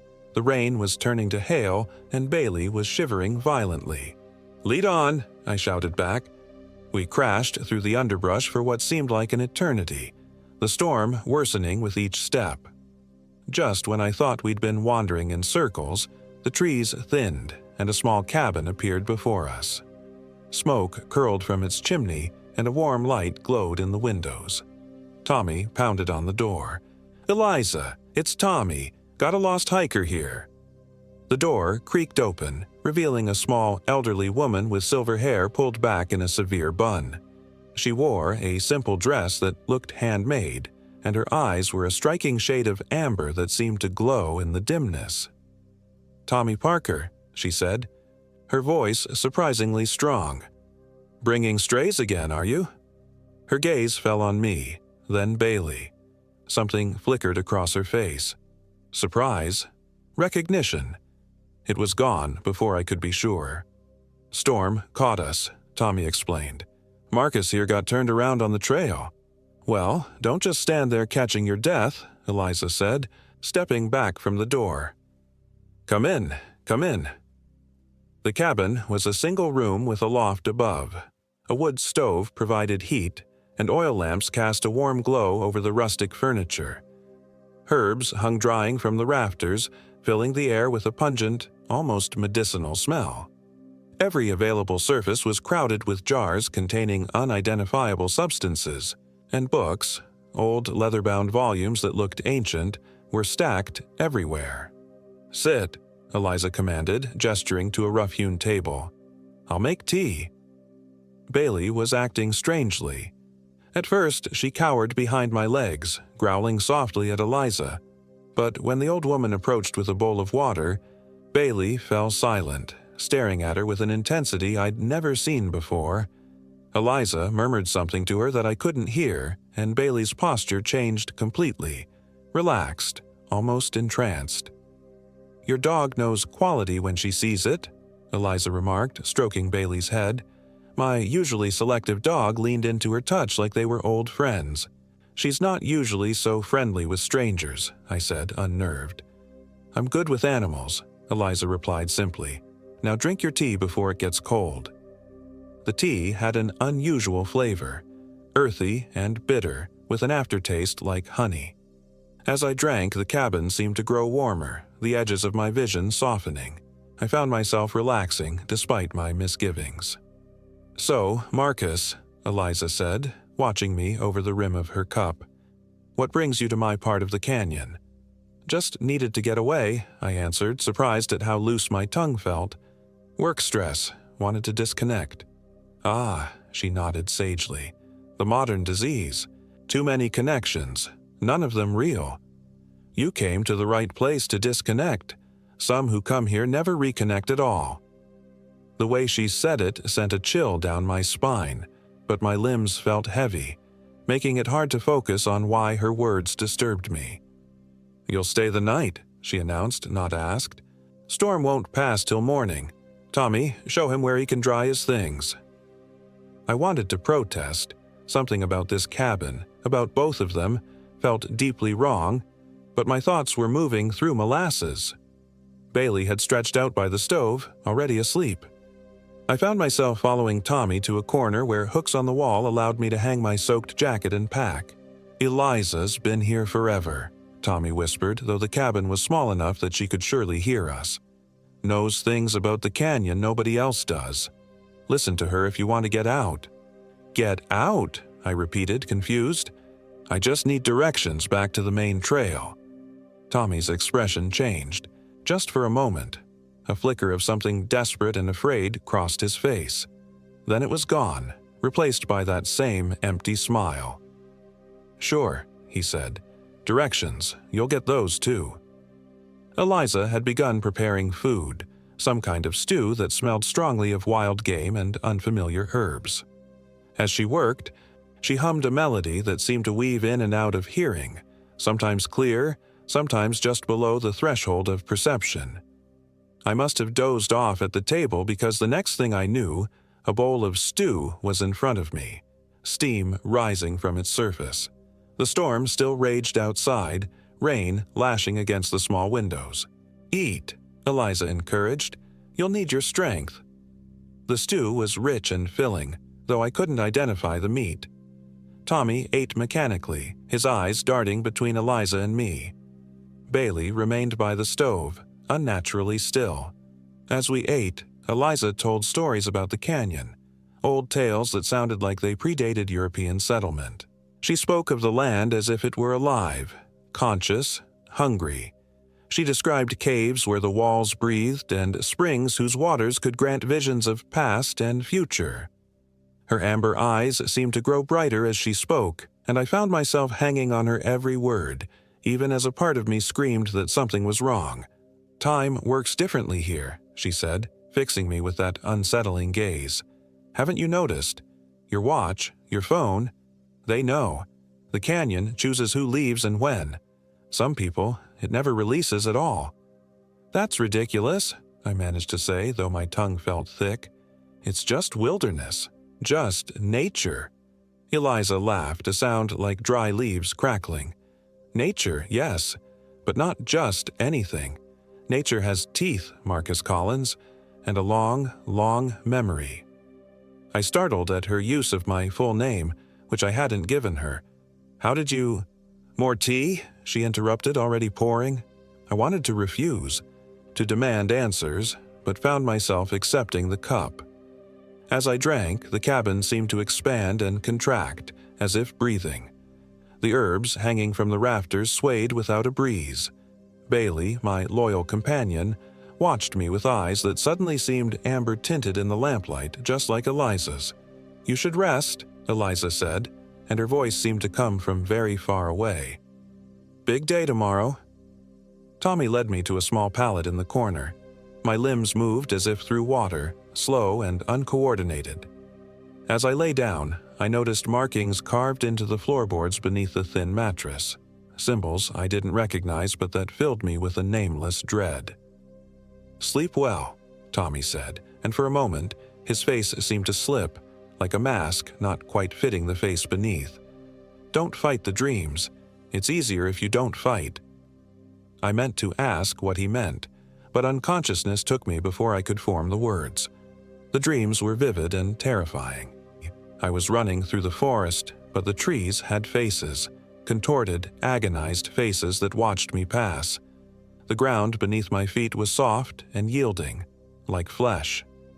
Above me, the stars formed patterns I knew were wrong, constellations that shouldn't exist.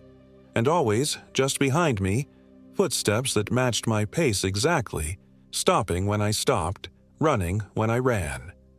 I woke gasping, drenched in sweat despite the chill. The cabin was dark except for the dying embers in the stove. Rain still pattered on the roof, though less violently than before. In the dim, red light, I could make out Tommy sleeping on the other side of the room, and Eliza's form in a rocking chair, apparently dozing. Bailey was gone. Panic shot through me, clearing the fog from my mind. I sat up, scanning the small cabin. No sign of her. I reached for my pack, relieved to find my flashlight still there. Switching it on, I checked every corner of the cabin. Nothing. "Looking for something?" Eliza's voice came from the darkness, making me jump. Her eyes reflected my flashlight beam like a cat's. "My dog," I said. "Where's Bailey?" "Oh, she needed some air," Eliza replied casually. "I let her out." "In this storm, she's terrified of thunder." "Was," Eliza corrected. "She's changed her mind about a great many things tonight." I struggled to my feet, fighting a wave of dizziness. "I need to find her." "Sit down, Marcus," Eliza said, her voice suddenly hard with command. To my horror, my body obeyed before my mind could resist. I found myself seated again on the pallet. "What did you do to me?" I asked, fear crawling up my throat. "What did you put in that tea?" "Just herbs that grow in the canyon," she said, rising from her chair. She seemed taller somehow, her back no longer stooped. "They help people see the truth of this place. Help them acclimate." "I don't understand," I said, struggling against the invisible force keeping me seated. "No, you don't," Eliza agreed. "But you will. Tommy didn't at first. Did you, Tommy?" From across the room came a groan. Tommy sat up, and in the dim light I could see his face had changed. His features seemed fluid, less defined than they had been. His eyes, when they opened, had the same amber glow as Eliza's. "Marcus is going to join us," Eliza told him, "just like you did 5 years ago. The canyon needs fresh blood from time to time." "5 years?" I echoed. "But you said you've been coming here for years." Tommy's laugh was hollow. "Time works differently here. Haven't you been listening? I've been coming here for 5 years without leaving. Always the same day, over and over, bringing people to Eliza when the canyon sends them." A sound at the door made us all turn. It creaked open, and Bailey padded in, but not the Bailey I knew. Her movements were stiff, mechanical, and her eyes glowed the same amber as the others. She came to Eliza's side and sat obediently. "Good girl," Eliza crooned, stroking her head. "She'll be so useful for bringing the next one. People trust a man with a dog." Cold horror washed over me as I understood. "You're going to... what? Take my body?" "Nothing so crude," Eliza said. "The canyon will take what it needs. I simply help the process along. I've served the canyon for 200 years, Marcus. I was like you once, lost, searching for something in the wilderness. I found it. Or rather, it found me." She moved to a trunk in the corner and opened it, removing a large, leather-bound book. The cover appeared to be made of something other than animal hide, something that made my stomach turn when I looked directly at it. "Just one more," she murmured, running her hand lovingly over the book's surface. "One more soul to complete the circle, and I'll be free to leave this place. Renewed for another century. It could have been anyone, but the canyon sent you, Marcus Collins. Lucky you." Tommy moved to stand beside her, his movements jerky, as if he were a marionette controlled by unpracticed hands. Bailey remained seated, watching me with those wrong, glowing eyes. "The ritual must be completed before dawn," Eliza said, opening the book. The pages emitted a faint glow of their own. "Tommy will help me prepare. Won't you, Tommy?" "Yes, Eliza," he replied, his voice flat and empty. I struggled against whatever force held me in place, but my limbs refused to obey. My mouth worked, though. "Why are you telling me all this? Why not just do it while I was unconscious?" Eliza smiled, revealing teeth that seemed too sharp, too numerous. "Fear improves the flavor," she said simply, "and the potency. Now, I have preparations to make. Tommy, watch him." She disappeared up the ladder to the loft, taking her grotesque book with her. Tommy stood guard, swaying slightly as if moved by an unfelt breeze. Bailey laid down on the floor, her eyes never leaving me. I tried again to move and found that my fingers and toes responded slightly. Whatever drug or spell Eliza had used was wearing off. I needed to keep Tommy distracted. "How did she get you?" I asked him. Tommy's head tilted at an unnatural angle.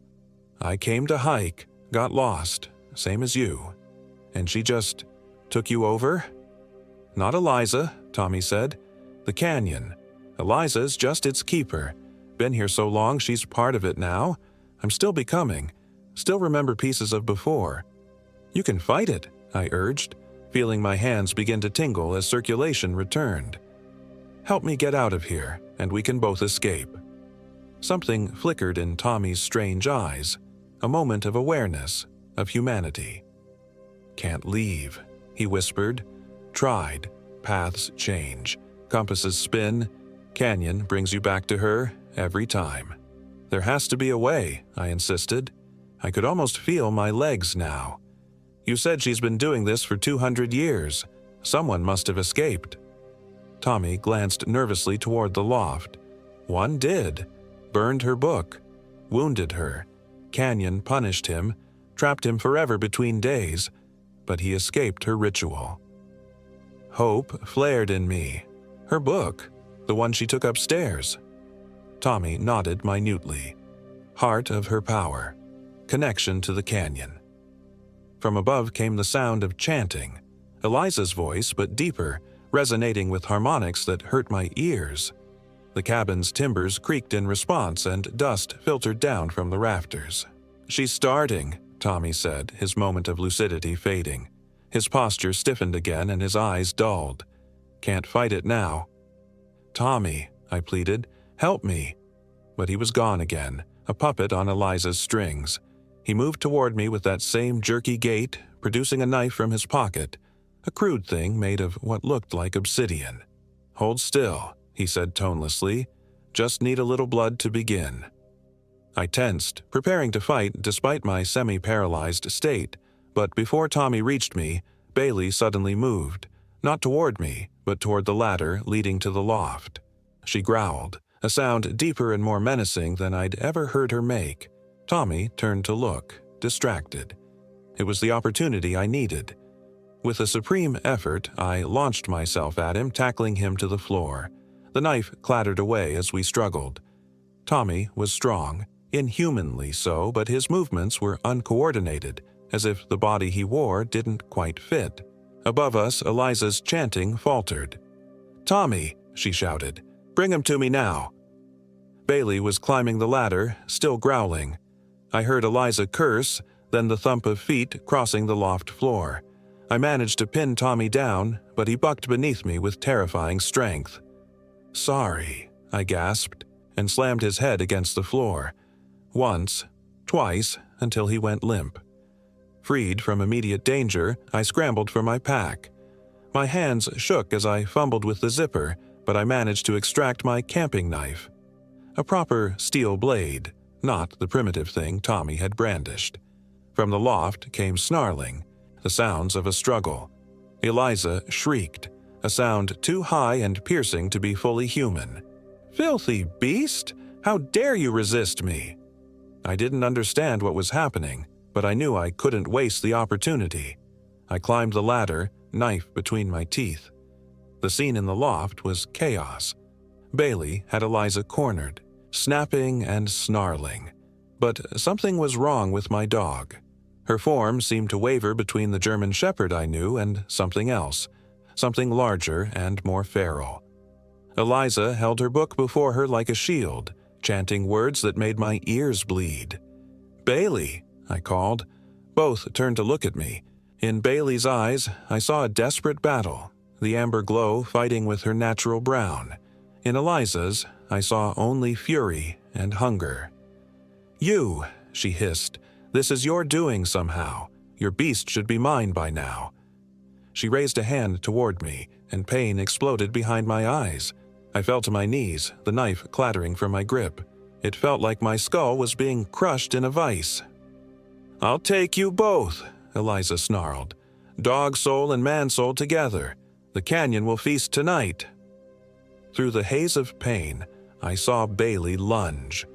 Her jaws clamped around Eliza's arm, the one holding the book. The old woman screamed, a sound that shattered the single window in the loft. The book fell to the floor between us. I dove for it, my fingers closing around its repulsive cover. It felt warm, pulsing like a living heart. Eliza shrieked again, releasing Bailey to lunge for the book. "Give it to me." "Bailey, run!" I shouted, scrambling backward. "Get outside." To my surprise and relief, Bailey obeyed, her form still flickering strangely as she bounded down the ladder. Eliza was on me in an instant, her strength belying her elderly appearance. Her fingers, suddenly elongated and tipped with claws, tore at my face as she fought for the book. 200 years, she spat. 200 years I've served the canyon, and I will not be denied my reward. In the struggle, her form began to change, age falling away to reveal something ancient and terrible. Her skin grew translucent, her bones visible beneath. Her amber eyes expanded until they dominated her face, and her mouth stretched impossibly wide, revealing rows upon rows of needle-like teeth. I fought with the desperate strength of someone with nothing to lose. Somehow, I kept my grip on the book as we tumbled across the loft floor. My hand found the knife I'd dropped, and without thinking, I plunged it into Eliza's side. She howled, a sound like wind tearing through a narrow canyon, but didn't release me. If anything, her assault intensified, her claws digging deeper into my flesh. "The book," Tommy's voice came weakly from below. "Burn the book." The stove. If I could get the book to the stove. With a strength born of pure terror, I kicked Eliza away from me, sending her crashing into the wall. I scrambled to the ladder and half climbed, half fell to the main floor. Tommy was still there, conscious now but barely moving. "Hurry," he gasped. "She's stronger in the dark." I lurched to the stove, throwing open its door. Embers still glowed inside, not quite dead. I thrust the book toward the opening. "No!" Eliza shrieked from above. She launched herself down the ladder, moving like a spider, limbs bent at impossible angles. I shoved the book into the stove, directly onto the coals, and slammed the door shut. For a moment, nothing happened. Then Eliza reached me, her transformed hand closing around my throat. "I'll tear you apart," she hissed, her face inches from mine. "I'll make you beg for the canyon to take you." From within the stove came a sound like a scream. The metal grew white-hot in an instant, and Eliza's head snapped toward it, her expression changing from rage to terror. "No," she whispered. "No, no, no." The cabin began to shake. Dust and debris rained from the ceiling. Eliza released me, scrambling toward the stove, but it was too late. The door burst open on its own and flames roared out. Not ordinary fire, but something blue-white and cold. The flames engulfed Eliza, and she screamed, her form melting like wax as the fire consumed her. "Run!" Tommy croaked from the floor. "Cabin won't last. Canyon's angry." I didn't need to be told twice. I grabbed my pack and bolted for the door, calling for Bailey. She was outside, waiting, her form solid again, her eyes normal. Together, we sprinted away from the cabin as it began to collapse, timbers groaning and snapping. Behind us, an unearthly wail rose from the ruins. Not Eliza's voice, but something larger, older, furious. The ground itself seemed to ripple, trees swaying as if in a high wind, though the air was still. We ran blindly through the pre-dawn forest, guided only by the growing light in the eastern sky. I had no idea where we were going, only that we needed to get as far from that cabin as possible. As the sun crested the canyon rim, the forest suddenly looked normal again. The twisted, skin-like trees were gone, replaced by ordinary pines and oaks. Ahead, I could see what was unmistakably a marked trail. We emerged onto it, gasping and stumbling. To my shock, a group of day hikers rounded the bend, led by a ranger in a Forest Service uniform. "Hey," the ranger called, jogging toward us. "Are you okay?" I must have looked a sight, clothes torn, face bloody from Eliza's claws, wild-eyed with fear and exhaustion. "Lost," I managed to gasp. "Got lost. Storm." "Storm?" The ranger frowned. "The weather's been clear all week." I stared at him, then at the bright blue sky above. "What day is it?" "Thursday, October 17th, he replied, concern deepening on his face. "Sir, do you need medical attention?" 3 days. We'd been in that cabin for only one night, but 3 days had passed in the outside world. "Yes," I said weakly. "I think I do."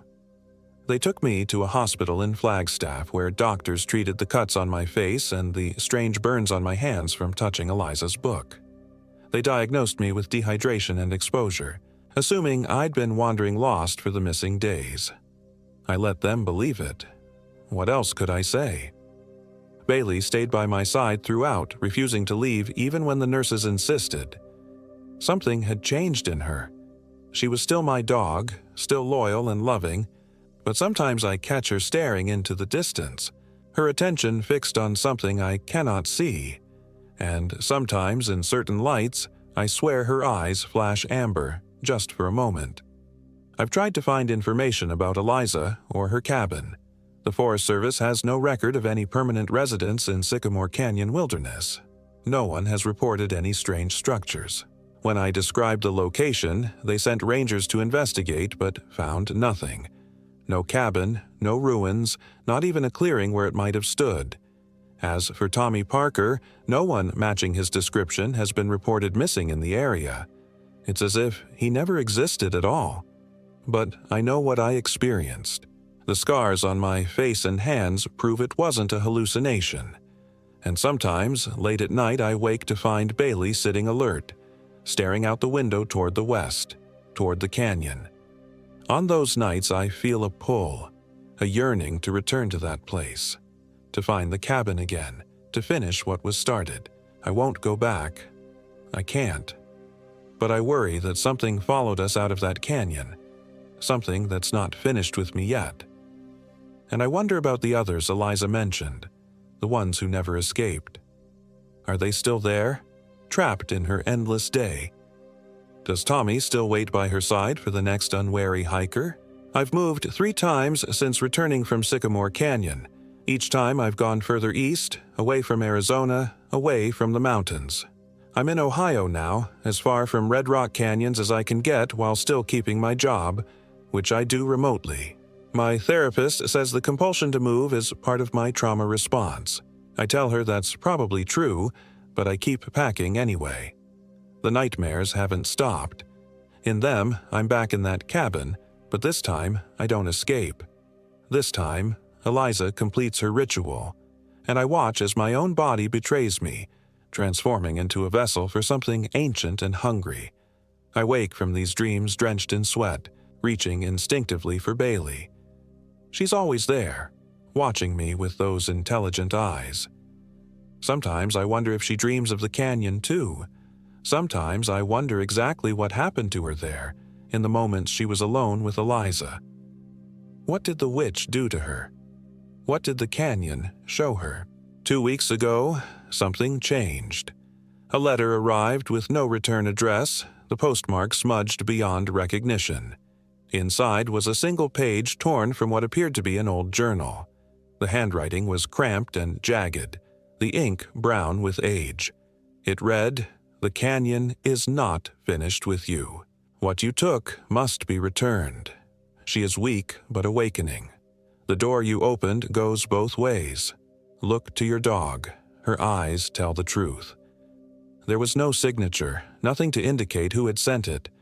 The paper crumbled to dust in my hands as I read it, leaving nothing but a faint, earthy smell. That night, I woke at exactly 3:17 a.m., the same time my watch had stopped in the canyon. Bailey wasn't beside my bed. I found her in the living room, sitting perfectly still before the front door, her posture rigid and unnatural.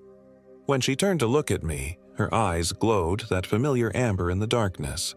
"Bailey," I whispered. She tilted her head, a gesture so familiar yet somehow wrong, as if someone else was puppeting her body. Then she spoke, not in words, not with a human voice, but in my mind, clear as day. "She's coming, Marcus. The canyon is sending her for us. We need to go back. I've spent the last 2 weeks trying to convince myself it was just another nightmare, but deep down, I know better. Something followed us out of Sycamore Canyon, something that's been waiting, gathering strength, and now it's calling us back. Yesterday, I found pine needles on my kitchen floor, the distinctive long needles of ponderosa pines that don't grow anywhere near Ohio. They formed a perfect circle, and in the center lay a small, carved wooden figure, a crude representation of a cabin. I burned it immediately and scattered the ashes, but I know it won't be enough. The canyon has found me. Eliza, or whatever remains of her, has found me. Tonight, I'm leaving everything behind. New identity, new destination. Somewhere Eliza's influence can't reach. Bailey is coming with me, of course. Whatever happened to her in the canyon, she's still my dog, still my companion. Maybe together we can break this connection, sever the invisible tether pulling us back to that terrible place. If you're reading this, and you're planning a hike in Sycamore Canyon Wilderness, stay on the marked trails. Don't venture into the deeper reaches, no matter how peaceful they seem. And if you meet a friendly hiker with a dog, or an old woman offering shelter from a sudden storm, turn around. Walk away. Run if you have to. Because the canyon is hungry and Eliza is its keeper.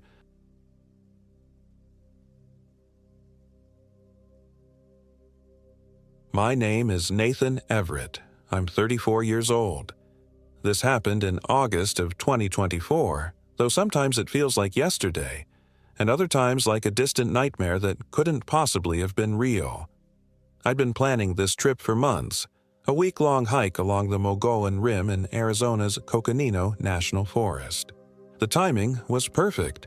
I'd just quit my job as a software developer at a startup in Phoenix. 8 years of 70-hour work weeks and artificial deadlines had hollowed me out. I needed something real, something primal, to reconnect with myself before starting fresh. My hiking partner, James Whitaker, was supposed to come with me.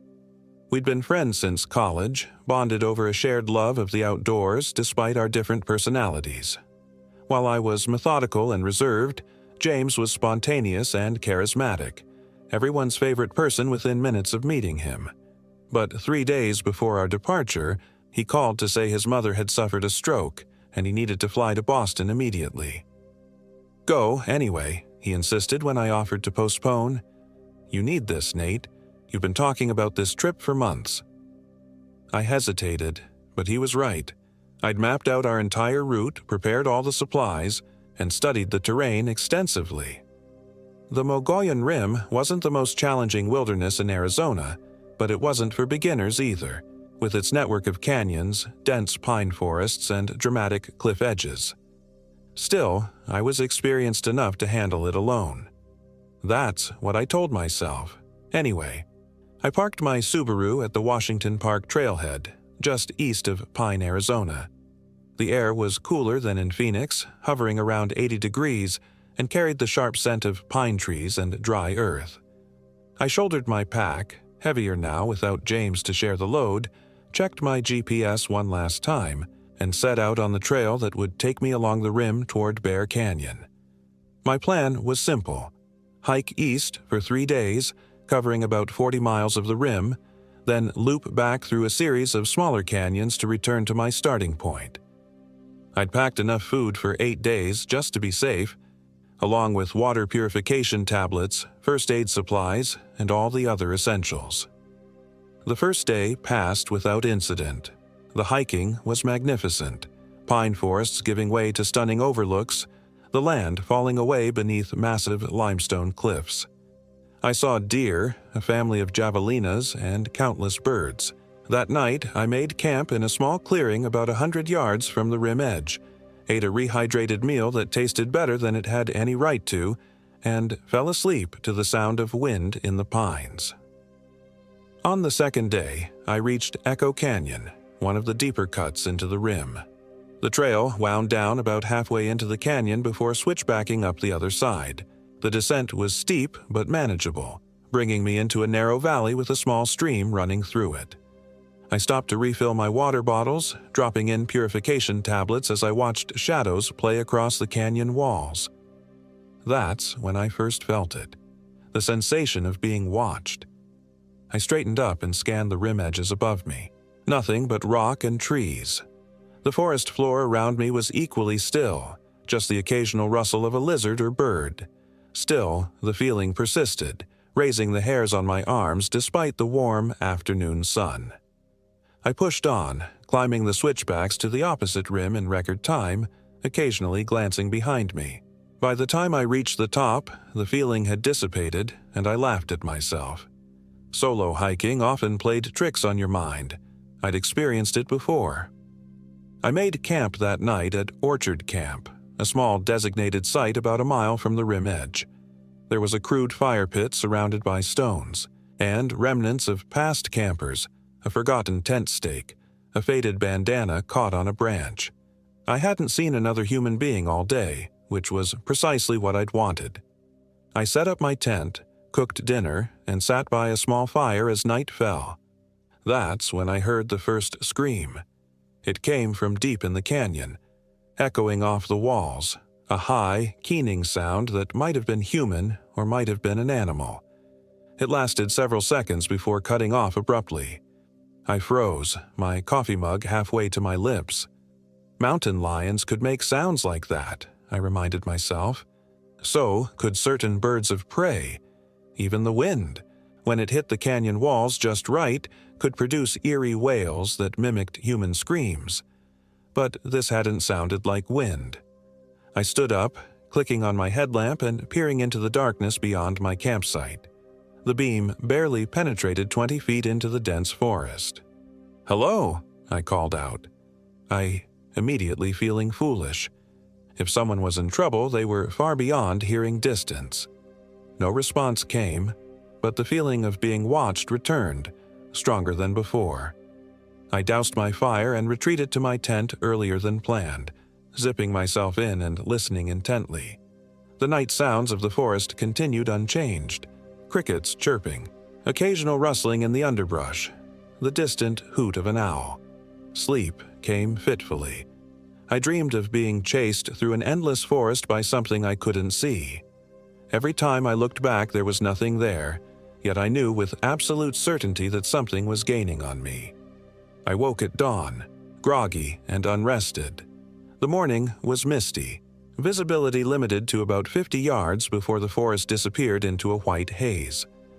I boiled water for coffee and oatmeal, packed up camp, and consulted my map. Today, I'd be hiking parallel to the rim, passing through Barbershop Canyon before reaching my planned campsite at General Springs. As I set out, the mist began to lift, revealing a gray sky promising rain. Not ideal, but I was prepared with rain gear. What concerned me more was the continued feeling of unease that had settled over me. Every noise made me jerk my head around. Every shadow seemed to move when viewed from the corner of my eye. By midday, I had covered about 8 miles. The trail here ran close to the rim edge, offering spectacular views of the canyon below, now partially obscured by wisps of cloud.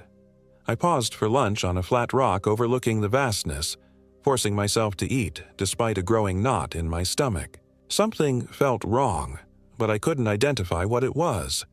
That's when I noticed the footprints.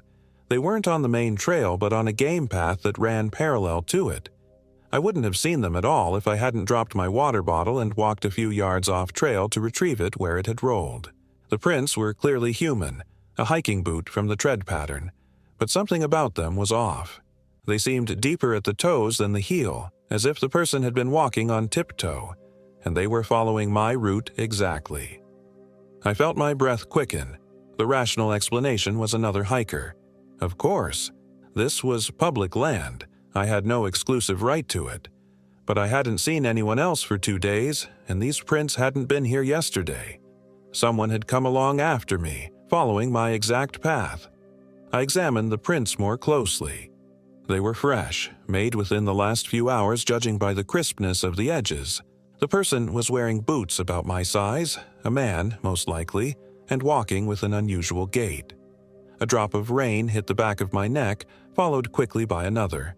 I straightened up, looking at the darkening sky. The storm was moving in faster than I'd anticipated. I needed to reach General Springs before it hit in full force. I hiked faster, periodically checking behind me. The rain increased from a drizzle to a steady pour, and I stopped to pull on my rain jacket. Thunder rumbled in the distance, and I calculated how far I was from the rim edge. Lightning strikes on exposed ridges were a serious danger. The trail began to slope downward as it entered Barbershop Canyon. The rain had turned the dirt path slick, and twice I nearly lost my footing on the descent. The trees grew denser here, cutting visibility to just a few yards in the steadily darkening afternoon. That's when I heard the scream again, the same high, keening sound from the night before, but closer now, much closer. It came from somewhere ahead of me on the trail. I stopped dead in my tracks, listening. Nothing but the patter of rain on leaves. "Hello," I called out, louder than before. "Is someone there?" My voice sounded small in the vastness of the forest. No response came. Common sense told me to turn around, to head back the way I'd come. But that would mean giving up on the trip, hiking all the way back to my car in the rain, and I wasn't ready to do that over what was probably just an animal sound. Besides, going back would mean spending another night in the open, while pushing forward would get me to General Springs Cabin, an old Forest Service structure that, while not officially maintained for overnight stays, at least offered solid walls and a roof. I continued forward, my pace slower now, all senses on high alert. The canyon narrowed, the walls rising steep on either side. The rain had increased to a downpour, making it hard to hear anything else. Water ran in rivulets down the trail, turning parts of it into a shallow stream. Around a bend in the trail, I saw something that stopped me cold. A backpack, not mine, was propped against a tree. It was dark green, modern, high-end from the look of it. Beside it was a single hiking boot, placed upright as if its owner had simply stepped out of it. But there was no sign of the owner. "Hello," I called out again, louder, fighting to be heard over the rain. "Anyone here?" Only the echo of my own voice answered. Cautiously, I approached the backpack. No signs of a struggle. It wasn't torn or damaged. The boot beside it was clean, not even muddy despite the weather. It looked as if someone had deliberately placed them there. But why? And where was the person who owned them? I unzipped the pack, feeling like an intruder but needing to know if someone might be in trouble. Inside were standard hiking supplies, a sleeping bag, cooking equipment, protein bars, along with a wallet. I opened it to find a driver's license belonging to Michael Jameson, a 40-year-old from Flagstaff. There was also about $200 in cash, untouched. This wasn't a robbery then. But what had happened to Michael?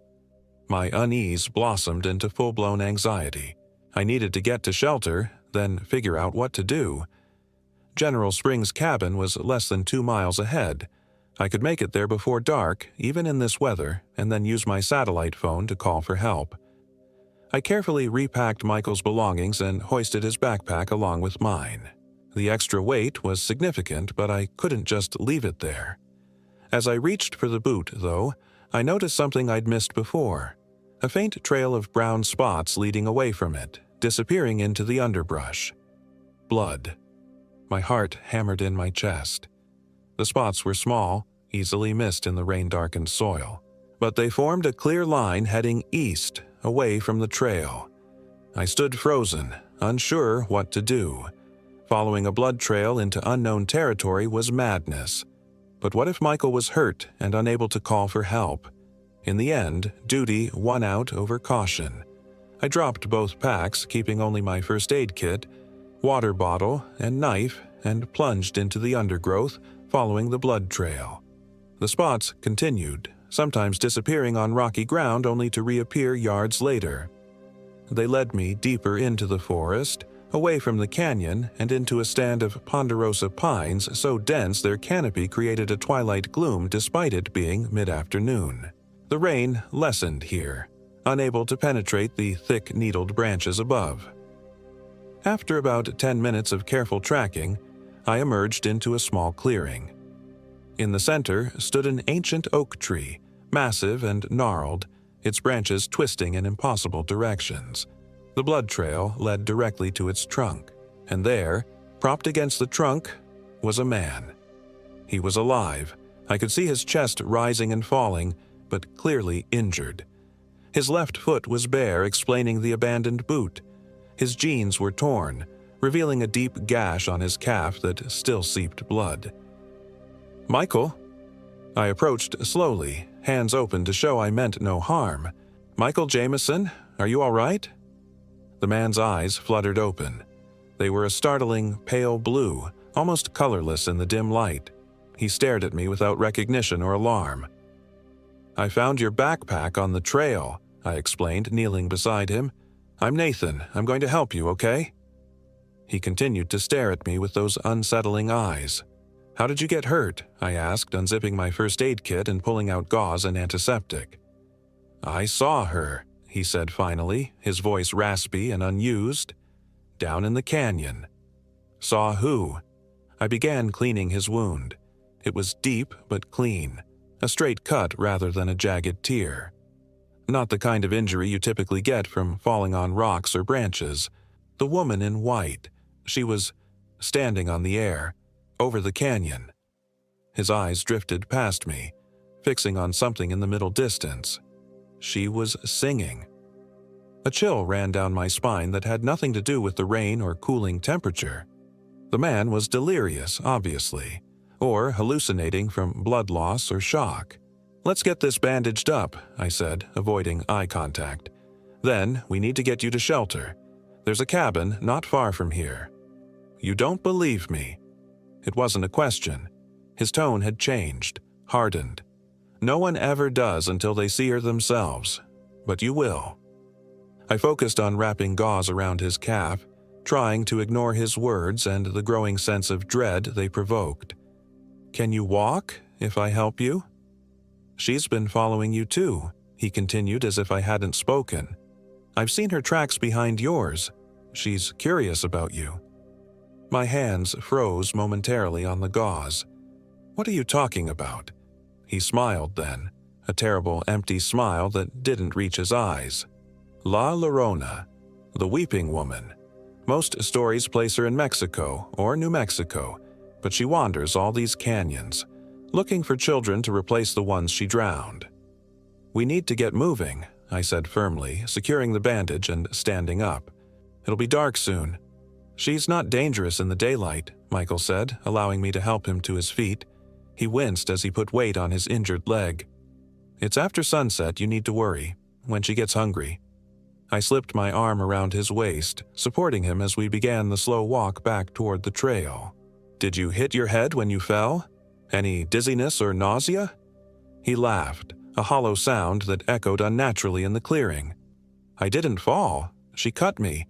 Just a little taste, to mark me." My skin crawled, but I kept my voice steady. "Let's focus on getting back to the trail." We moved painfully slowly through the forest. Michael was heavier than he looked, and the undergrowth seemed denser on the return journey, as if deliberately impeding our progress. By the time we reached the spot where I'd left our backpacks, the light was failing rapidly. But the backpacks weren't there. I stopped, confused. This was definitely the place. There was the distinctive lightning-struck tree I'd noted as a landmark. But both my pack and Michael's were gone. "Did you move our packs before I found you?" I asked, lowering him to sit on a fallen log. He shook his head, those pale eyes scanning the darkening forest. "She's playing with us now."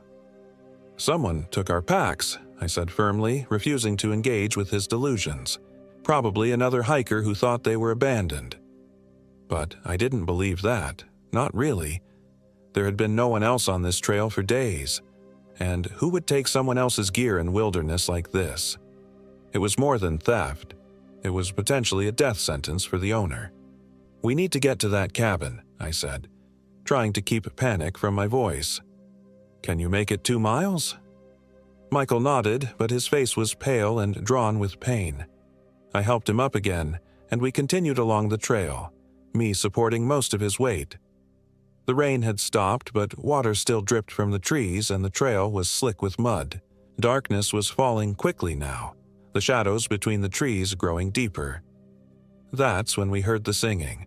It was faint at first, easily dismissed as wind in the branches, but it grew clearer as we continued.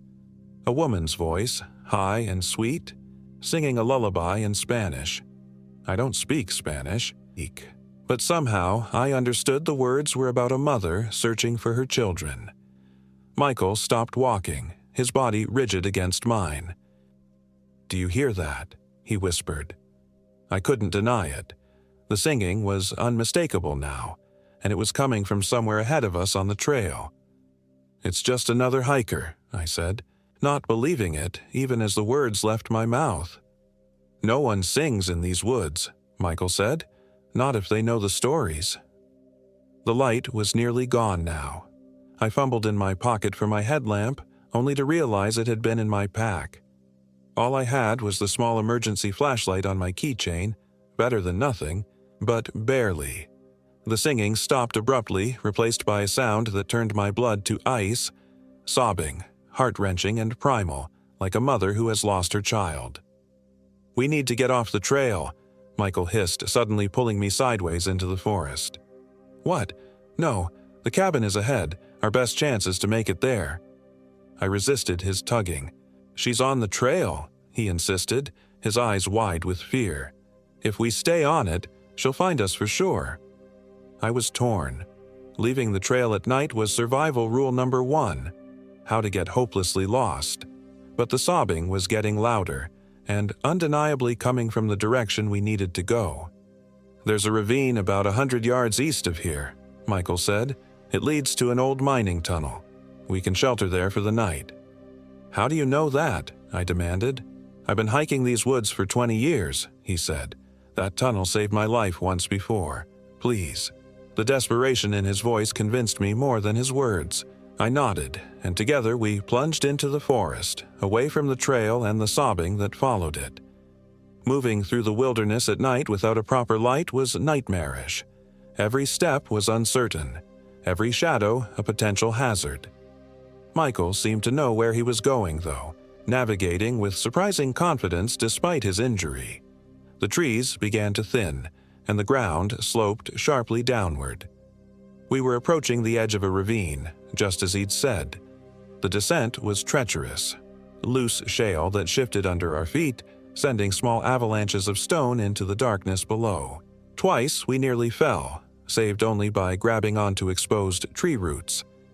By the time we reached the bottom, my hands were scraped raw and my legs trembled with exertion. The ravine floor was narrow, just a few yards across, with steep walls rising on either side.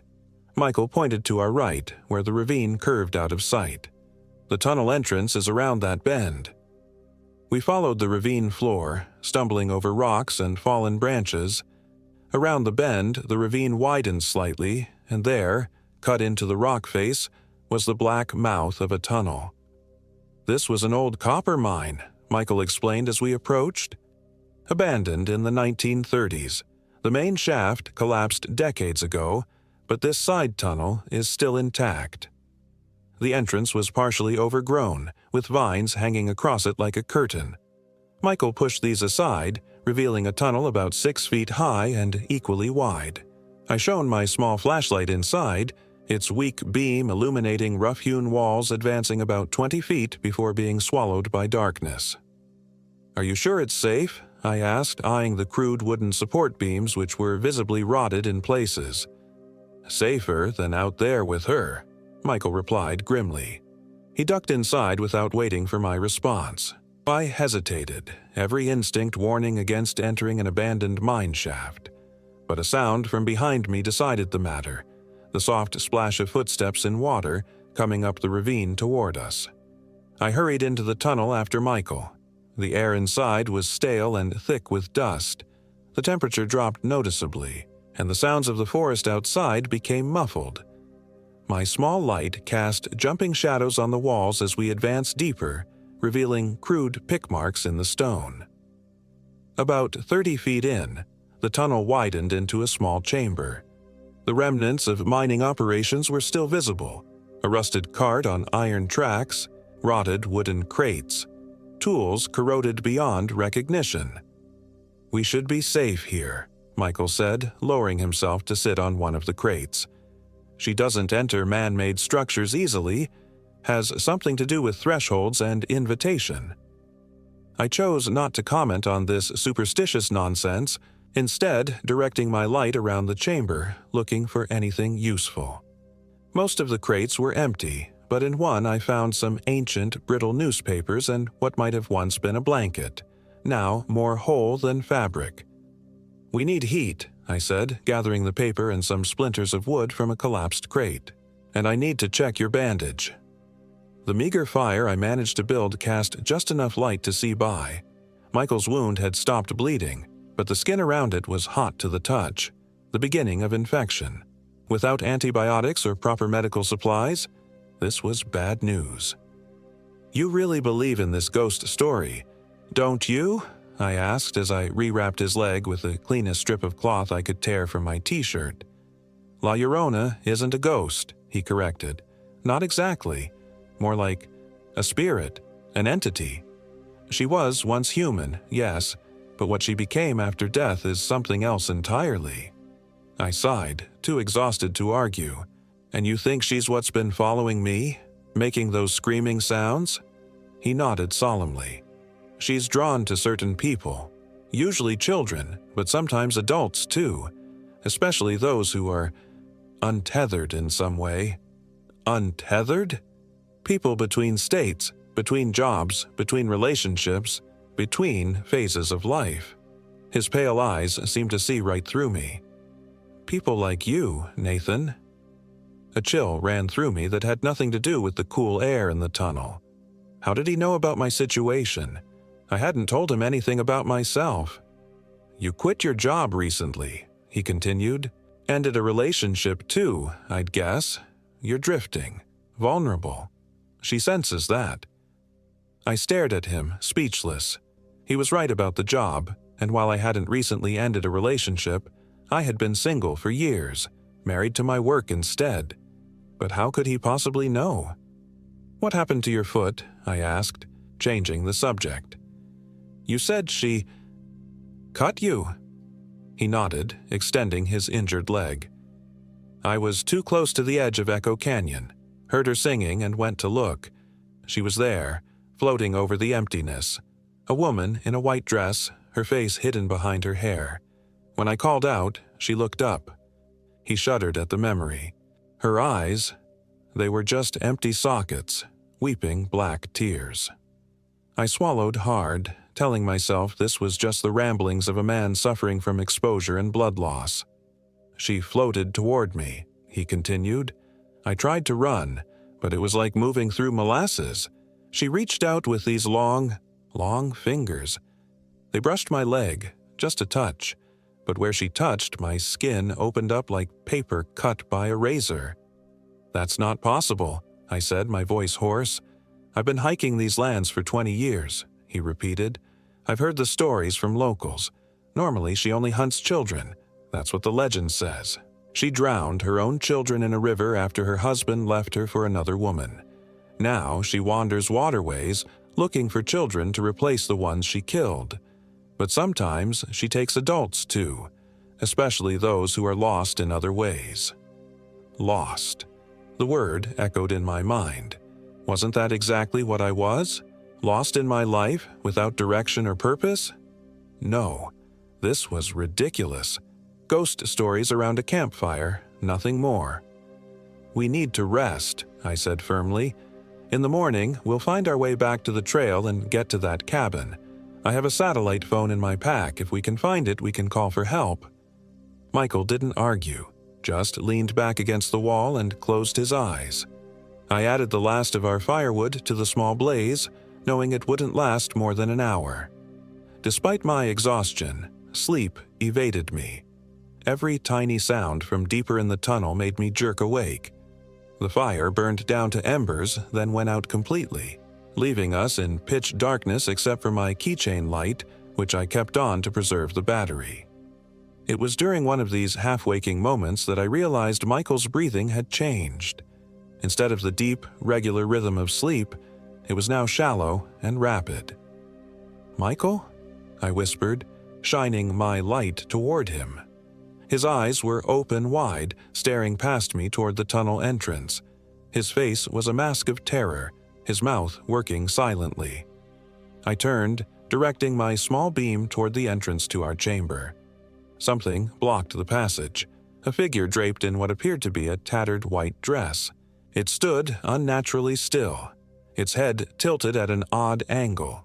In the weak light, I couldn't make out any details except for the long dark hair that fell forward, concealing its face. I froze, my breath caught in my throat. It couldn't be real, a hallucination brought on by stress and fear.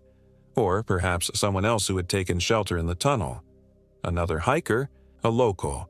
But then it moved, gliding forward without seeming to take steps. As it entered the chamber, I caught a glimpse of its face through the curtain of hair, hollow eye sockets weeping thick, black fluid that ran down papery white cheeks. I scrambled backward until I hit the wall, unable to look away from the approaching figure. Beside me, Michael made a strangled sound, half whimper, half prayer. The figure stopped a few feet away, swaying slightly as if moved by an unfelt breeze. Then, slowly, deliberately, it raised one arm, pointing a skeletal finger directly at me. "¿Dónde están mis hijos?" It whispered in a voice like dry leaves rustling. "Where are my children?" I couldn't speak, couldn't move. Fear paralyzed me completely. The figure drifted closer, its arms still extended. "Has visto a mis hijos? Have you seen my children?" No, I managed to stammer. "I haven't seen any children." A long, rattling sigh escaped the figure. The black fluid flowed faster from its eyes, pattering on the stone floor like rain. "Mentiroso," it hissed. "Liar." Its hand shot forward with impossible speed, skeletal fingers wrapping around my wrist. Its touch was ice-cold and burning at the same time.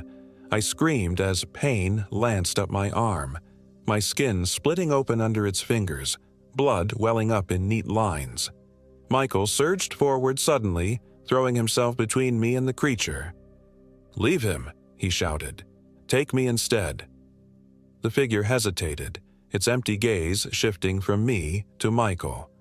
Then, with a movement too quick to follow, it seized him by the throat, lifting him off the ground as if he weighed nothing. Michael's feet kicked uselessly in the air as the creature's grip tightened. His face reddened, then began to turn blue as his oxygen was cut off. I had to do something. My hand closed around a piece of metal debris on the floor, an old pickaxe head, its wooden handle long rotted away. With a desperate cry, I swung it at the creature's arm. To my shock, it connected with a solid thump. The creature shrieked, a sound like metal tearing, and dropped Michael, who collapsed to the floor, gasping for air. The thing turned its attention back to me, black fluid now streaming from its mouth as well as its eyes. It lunged, hands outstretched like claws. I swung the pickaxe head again, connecting with its shoulder. But this time, instead of flesh, the metal passed through as if striking smoke. The creature didn't even slow down. Its hands caught me by the shoulders, pushing me back until I slammed against the wall. The impact knocked the wind from my lungs and sent the pickaxe head spinning from my grasp. Close up, the creature's face was even more horrifying. Skin like ancient parchment stretched over a skull, the empty eye sockets somehow still conveying malevolence and hunger. "Mis hijos," it moaned, its face inches from mine. "Devuélveme a mis hijos. Return my children to me." Michael appeared behind it, his face contorted with effort as he swung what looked like an old lantern. It connected with the back of the creature's head with a sickening crunch. The thing released me, whirling to face this new threat. As it turned, I glimpsed something impossible. Through the tears in its white dress, not a body, but a gaping void filled with swirling darkness. Michael stumbled backward, his makeshift weapon raised defensively. But he was too slow. The creature seized him again, this time with both hands around his head. What happened next will haunt me for the rest of my life. The creature's jaw unhinged, stretching impossibly wide to reveal a mouth full of needle-like teeth.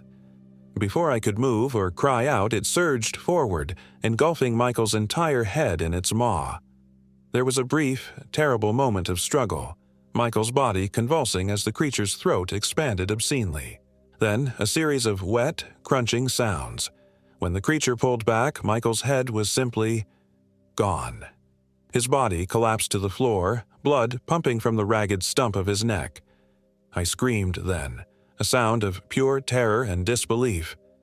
The creature turned back to me, its mouth dripping with fresh blood, black tears still flowing from its empty eyes.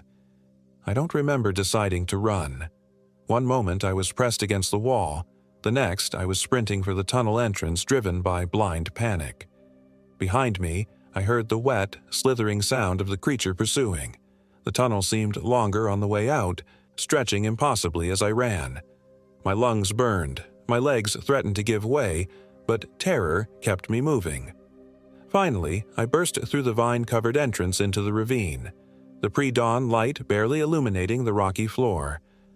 I didn't stop to look back, just scrambled up the steep side of the ravine, my hands finding purchase on roots and rocks, my feet slipping on loose soil. Reaching the top, I finally dared to glance behind me.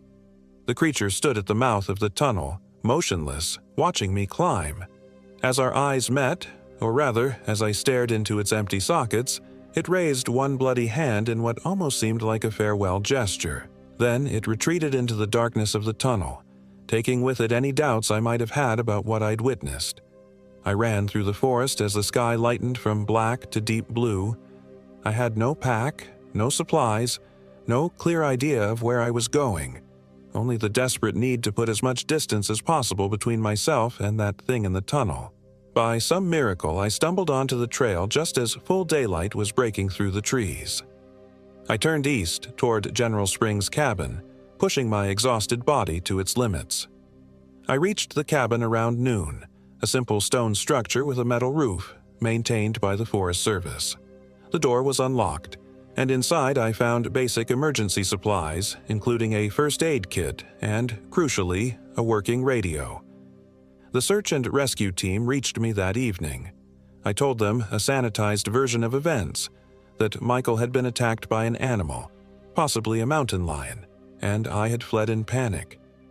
They were skeptical but focused on getting me medical attention and organizing a team to recover Michael's body. They never found it. The tunnel, when they located it based on my directions, contained no trace of Michael Jameson or the horror that had taken his life.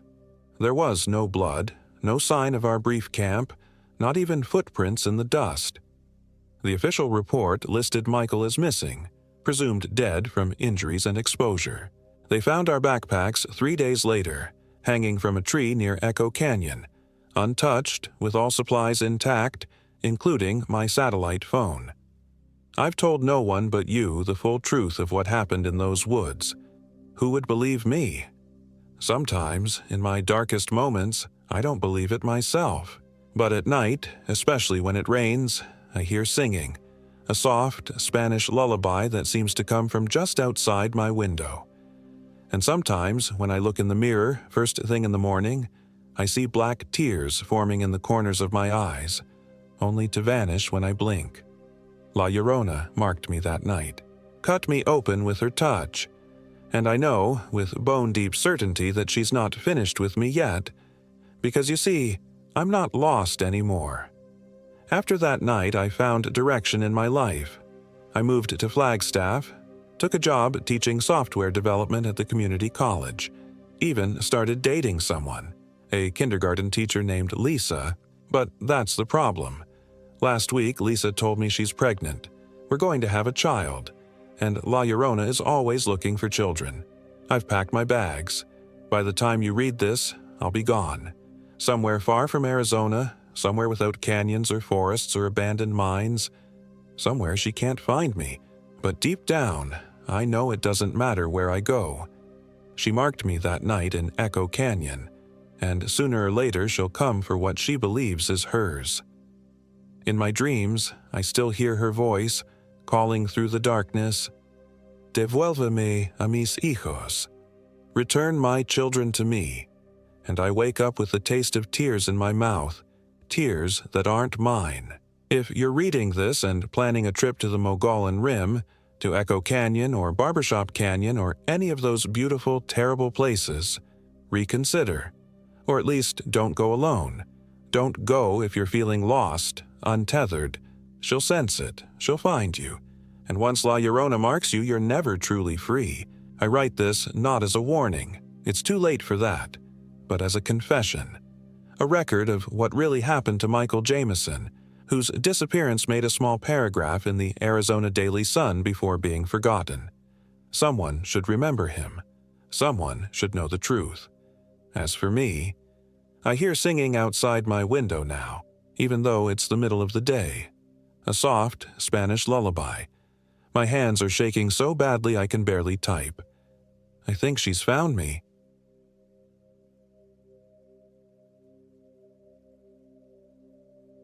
My name is Rebecca Winters. I'm 34 years old. This happened in July 2024 during what was supposed to be a relaxing weekend getaway with friends in the Coconino National Forest near Flagstaff, Arizona. I should have known better. The forest has always had stories, indigenous legends about skinwalkers, colonial tales of lost travelers, and modern campfire stories about hikers who ventured too far from the trail. But I never believed them. Not until now. There were 6 of us. Myself, my boyfriend Mark Easton, 39, and 2 couples from our workplace at a tech company in Phoenix, Damon and Lena Reeves, both 36, and Tyler and Sophia Garrett, 37 and 33. We all worked in different departments but had bonded over our shared love of outdoor activities. This trip was Damon's idea, a weekend escape from the scorching Phoenix heat to the cooler pine forests up north. Mark and I had been dating for about 8 months.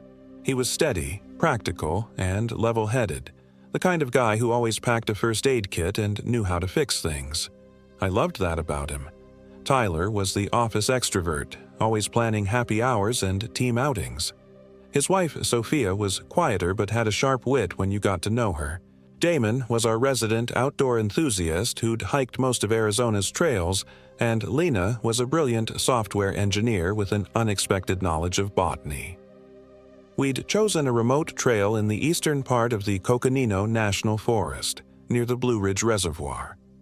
Damon had discovered it on some obscure hiking forum, the Whispering Pines Trail. It wasn't on most tourist maps, which appealed to us. We wanted isolation and pristine nature away from the weekend crowds. The drive up from Phoenix was filled with the usual banter and excitement, sharing playlists, stopping for snacks, taking photos against the increasingly beautiful backdrop as we climbed in elevation. But looking back, there were signs. Sophia mentioned having vivid nightmares the entire week before our trip. At one point, we passed a small roadside shrine decorated with strange symbols and withered flowers.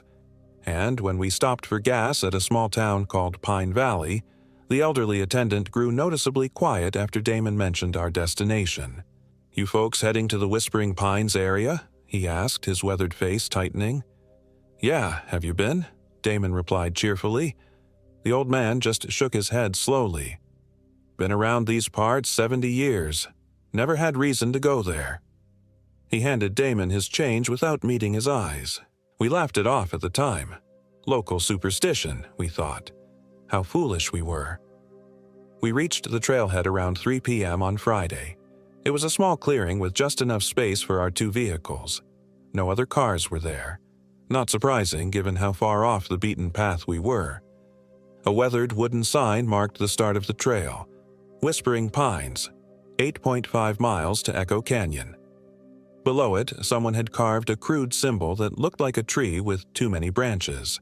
The trail began pleasantly enough.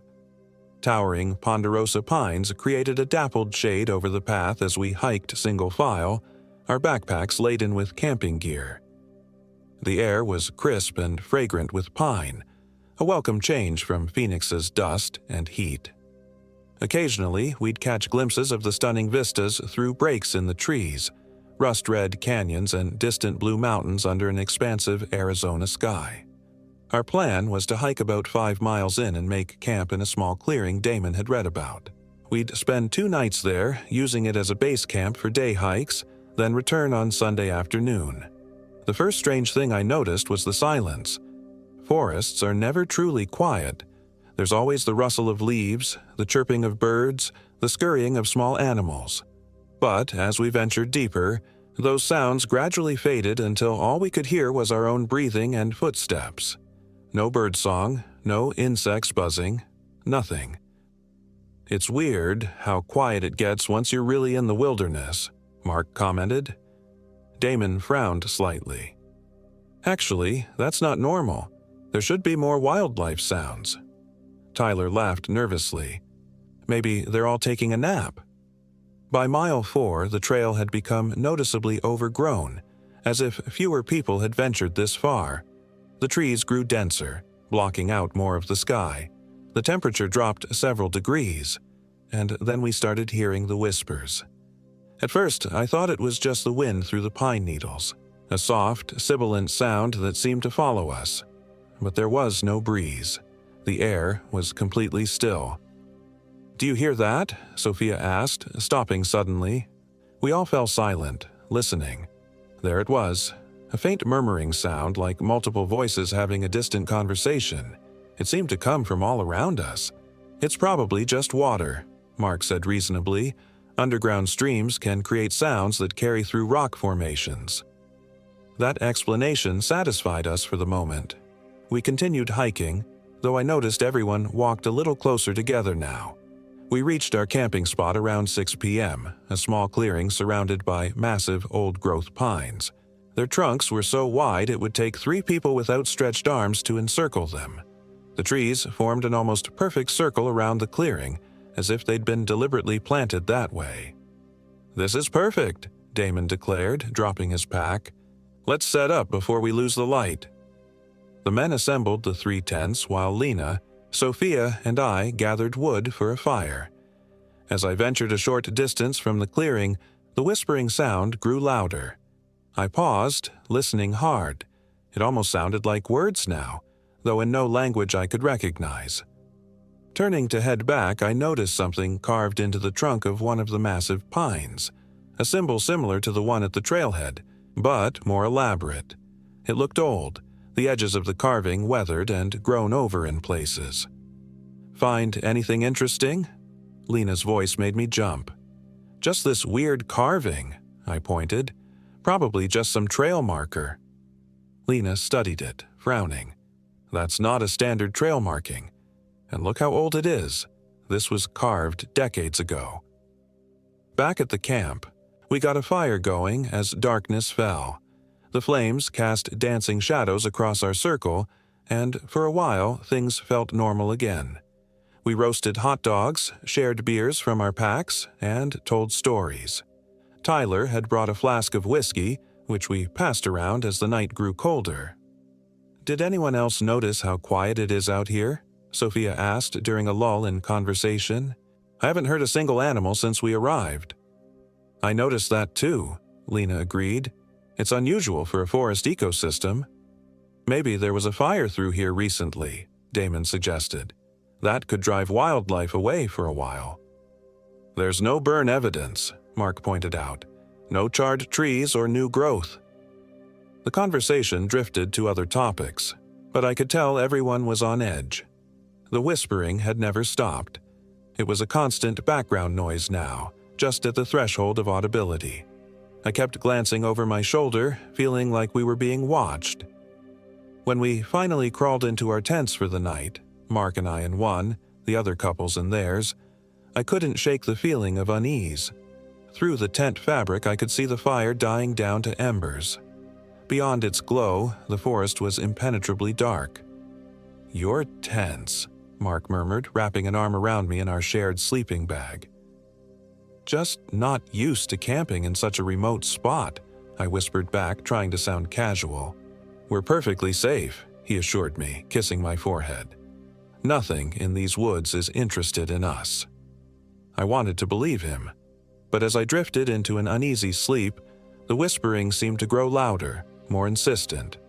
I had terrible dreams that night. I was running through an endless forest, the trees closing in around me. Someone was calling my name. No, not my name, but something that wanted to be my name. I kept glimpsing a figure moving between the trees, always just at the edge of my vision. It was tall and thin, with too many joints in its limbs. I woke with a start around 3 a.m., heart pounding. The tent was freezing cold. Mark was still asleep beside me, his breathing deep and regular. I needed to pee. That was probably what had woken me. Grabbing my headlamp and slipping on my boots, I quietly unzipped the tent and stepped outside. The clearing looked different at night. The massive pines loomed like sentinels against the starry sky. The fire had died completely, not even a glowing ember remained. The air was unnaturally still and cold for July, even at this elevation. The whispering was louder now, much louder. It seemed to be coming from the trees themselves, a constant stream of unintelligible words. I shone my headlamp around the clearing. Our 3 tents, our backpacks hung from a branch to keep food away from animals, the now cold fire pit. Everything looked normal, and yet I hurried to the edge of the clearing to relieve myself, choosing a spot between 2 of the massive pines. As I squatted there, trying to be quick about it, I noticed something strange about the ground. Instead of the expected pine needles and forest debris, there was disturbed soil, as if someone had been digging. My headlamp caught something partially buried. Curious, despite my unease, I brushed away some of the soil with a stick. It was a small animal skull. A rabbit, maybe, or a squirrel. But it had been arranged in some kind of pattern along with small stones and what looked like bundles of herbs tied with dark thread. A cold shiver ran through me. This was no natural arrangement. Someone had created this. Recently, given the freshness of the disturbed soil, I hurried back to the tent, no longer caring if I made noise. Inside, I zipped the tent quickly and buried myself in the sleeping bag next to Mark. "Everything okay?" he mumbled sleepily. "Fine," I lied. "Just cold." Eventually, I fell back into a restless sleep. The dreams returned. The pursuing figure, the whispering trees, the sensation of being hunted. Morning brought temporary relief. Sunlight filtered through the canopy, casting green-gold light across our campsite. Birds chirped in the distance, the first wildlife sounds we'd heard since arriving. For a moment, I wondered if I'd imagined the whispers and the strange buried objects. "Sleep well?" Tyler asked as we gathered around the rekindled fire for coffee and breakfast. Everyone murmured vague affirmatives, but I noticed the dark circles under Sophia's and Lena's eyes. They hadn't slept well either. Damon reviewed our plan for the day. A hike to Echo Canyon about 3 miles further along the trail, then back to camp by late afternoon.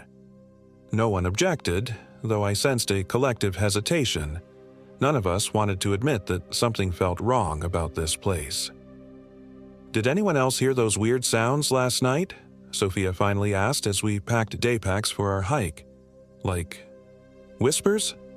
"I thought that was just the wind," Tyler said quickly. "There was no wind," Lena pointed out.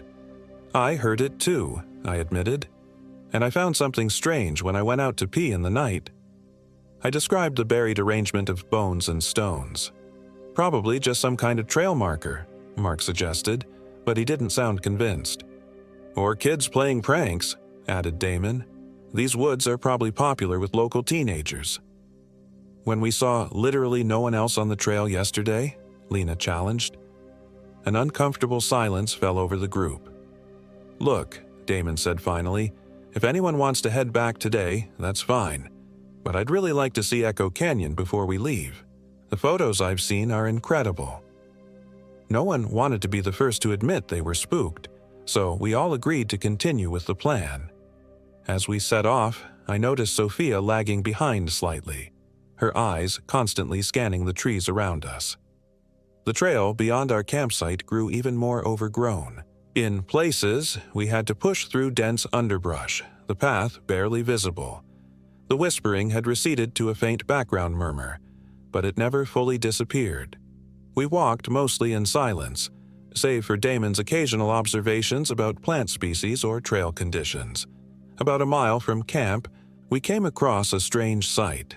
A perfect circle of mushrooms, each the size of a dinner plate with dark red caps and white stems. They formed a ring about 15 feet in diameter. "Fairy ring," Lena observed, "though I've never seen mushrooms quite like these." "Let's go around," Mark suggested, already diverting off the path to skirt the circle. As we carefully made our way around the mushroom ring, Sophia suddenly gasped. "Look!" She pointed to the center of the circle. There, arranged in a precise pattern, were small animal bones, similar to what I'd found near our camp the night before. "Okay, that's definitely weird," Tyler admitted, his usual joviality absent. "We should head back," Sophia said, her voice tight with anxiety. "This doesn't feel right." "We're already a mile out," Damon argued. "Echo Canyon is just 2 more miles. We can still make it there and back before dark." "I'm with Sophia," Lena said firmly.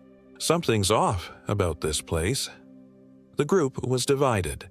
After some heated discussion, we reached a compromise.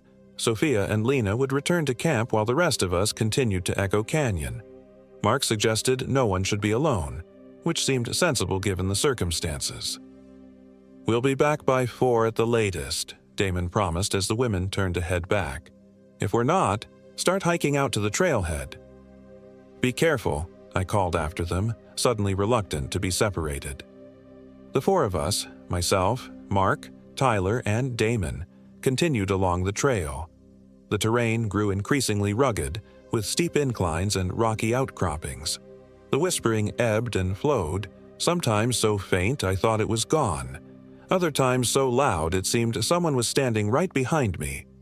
By noon, we reached a spectacular vista, a massive canyon carved into the red rock with a small waterfall cascading down one wall. Under normal circumstances, I would have been awestruck by the beauty, but now it just felt wrong somehow. The proportions seemed slightly off, as if the canyon was deeper than it should be possible. The waterfall moved too slowly, like honey rather than water.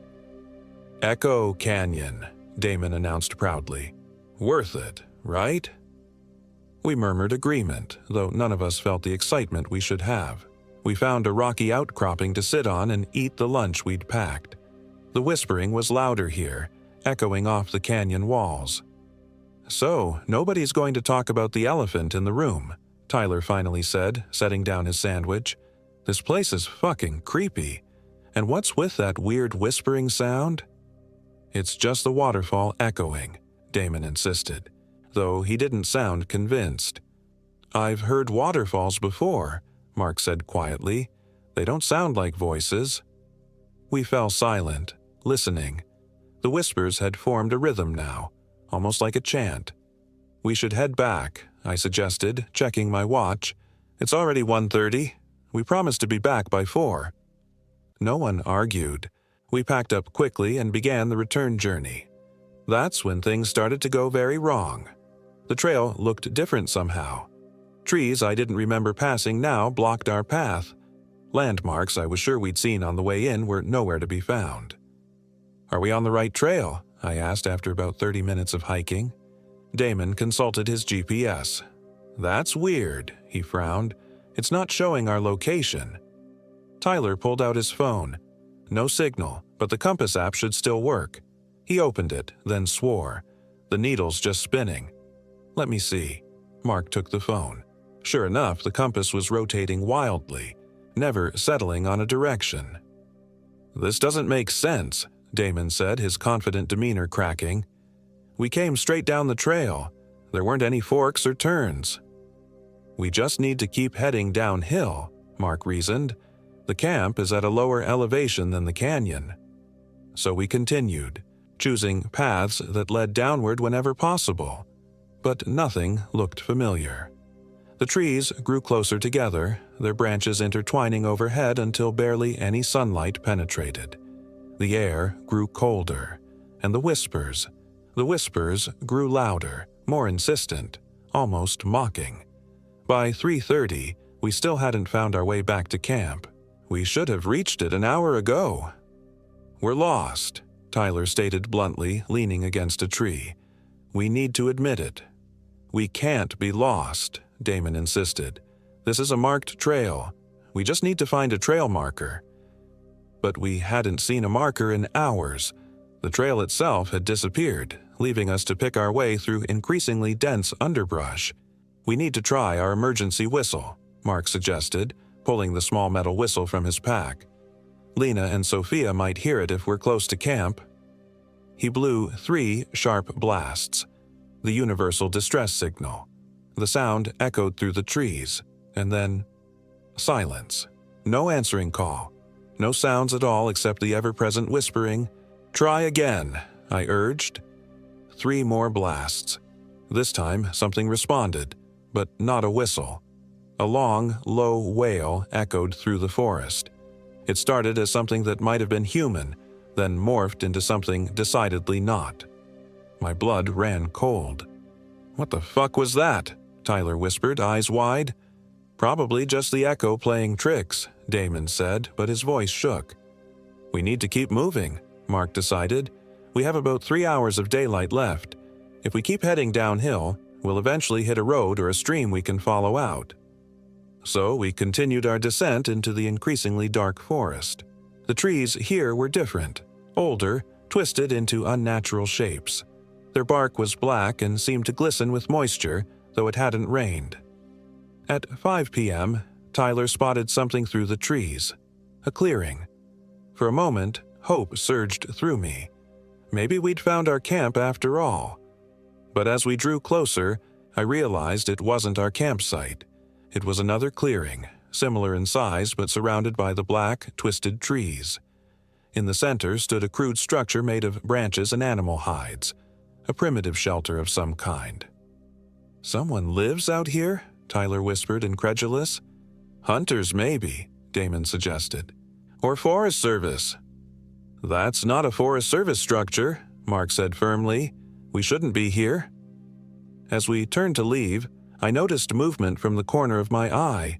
Something was emerging from the shelter, something that moved in a halting, unnatural way.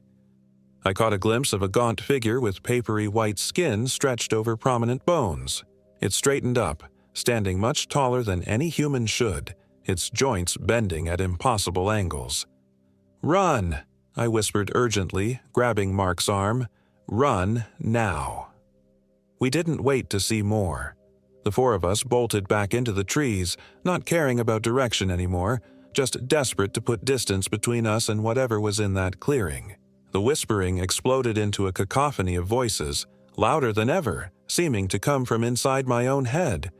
We ran until our lungs burned, stumbling over roots and rocks, branches whipping at our faces. When we finally stopped, gasping for breath. I realized with horror that there were only 3 of us. Tyler was gone. "Where's Tyler?" I panted, spinning around. "Did you see where he went?"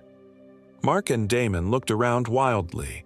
"He was right behind me," Damon insisted. "Tyler!" Mark shouted, his voice echoing through the trees. Nothing. "We have to go back for him," I said, though the thought of returning toward that clearing filled me with dread. "I'll go," Damon volunteered. "You two stay here. If I'm not back in 20 minutes, keep moving downhill." "No one should be alone," Mark argued. "We'll all go." "And what if he comes back here while we're gone?" Damon countered. "One of us needs to stay." After a tense discussion, we agreed that Mark and I would stay put while Damon went to look for Tyler. He marked his path by breaking small branches as he went, promising to do the same on his return so we could follow if necessary. As Damon disappeared into the undergrowth, Mark and I huddled together against the trunk of a massive pine. The sun was setting, casting long shadows through the trees. The temperature was dropping rapidly. "What do you think that thing was?" I whispered, unable to get the image of the tall, wrong-jointed figure out of my mind. "I don't know," Mark admitted, "but I don't think it was human." "The whispering," I began, then stopped as I realized something. "It's gone." And it was. For the first time since we'd entered this forest, the whispering had stopped. The silence was almost more unnerving. We waited for what felt like hours, though my watch showed only 30 minutes had passed. No sign of Damon or Tyler. The forest had grown completely dark now, the only light coming from our headlamps. "We need to move," Mark finally said. "They could be anywhere by now." "But what if they come back here looking for us?" "Then they'll see our lights. But we can't stay here all night. We don't have proper gear and it's getting too cold." Reluctantly, I agreed. We gathered our small day packs and began moving downhill again, calling Tyler's and Damon's names every few minutes. Our voices sounded small and swallowed up by the vast darkness of the forest. After about an hour of slow progress, we saw a light ahead, a campfire. Relief flooded through me. Maybe the others had found their way back to our camp.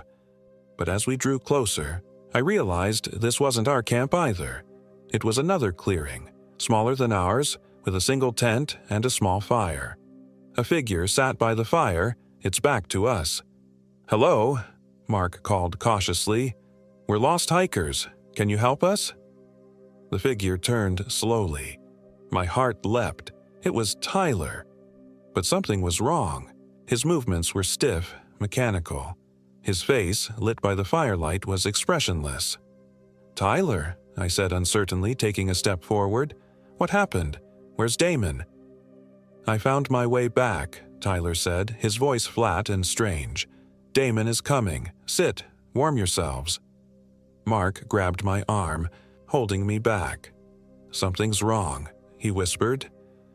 Tyler stood up, moving with that same unnatural stiffness. "Don't you want to sit by the fire, Rebecca?" "Mark? It's cold in the forest at night. Dangerous." "Where's Damon, Tyler?" Mark demanded, his grip tightening on my arm. "I told you, he's coming." Tyler's head tilted at an odd angle as he stared at us. "They're all coming." A twig snapped in the darkness behind us. Mark whirled around, shining his headlamp into the trees. For a split second, I caught a glimpse of multiple figures moving among the trunks. Tall, thin figures with too many joints, their skin pale and stretched tight over their bones. "Run!" Mark shouted, pushing me ahead of him. We crashed through the underbrush, blind with panic. Behind us, I heard Tyler's voice, no longer flat but twisted into something inhuman. "They're here! They're here!" Other voices joined in.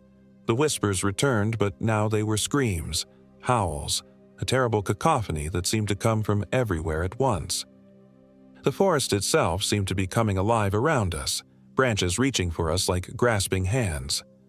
I lost track of time as we ran. My lungs burned, my legs ached, but terror kept me moving. Mark stayed right behind me, occasionally pushing me forward when I stumbled. The sounds of pursuit never faded, always just behind us. Crashing through the underbrush, that terrible cacophony of inhuman voices. Suddenly, we burst out of the trees onto a dirt road. "The access road," Mark gasped. "We found it." Without hesitation, we turned and ran along it, hoping it would lead us back to the trailhead and our cars. The sounds of pursuit faded as we left the tree line, until all I could hear was our labored breathing and footsteps on the dirt. After about a mile, we saw the welcome sight of the small parking area where we'd left our cars. But something was wrong. There was only one vehicle there, Mark's SUV. Damon's truck, which had brought the others, was gone. "They left," I said in disbelief. "Sophia and Lena left without us." "Or someone took the truck," Mark said grimly, approaching his SUV cautiously. "Stay behind me." The SUV appeared untouched.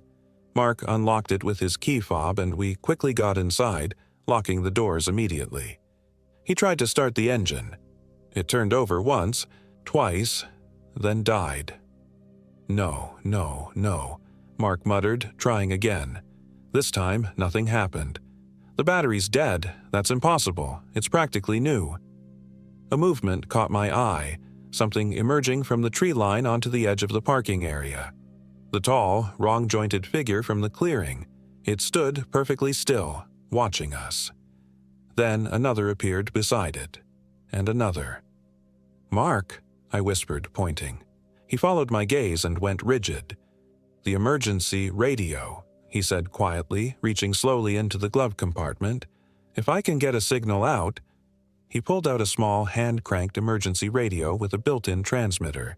As he began to crank it, generating power, the figures by the tree line cocked their heads in unison, as if listening.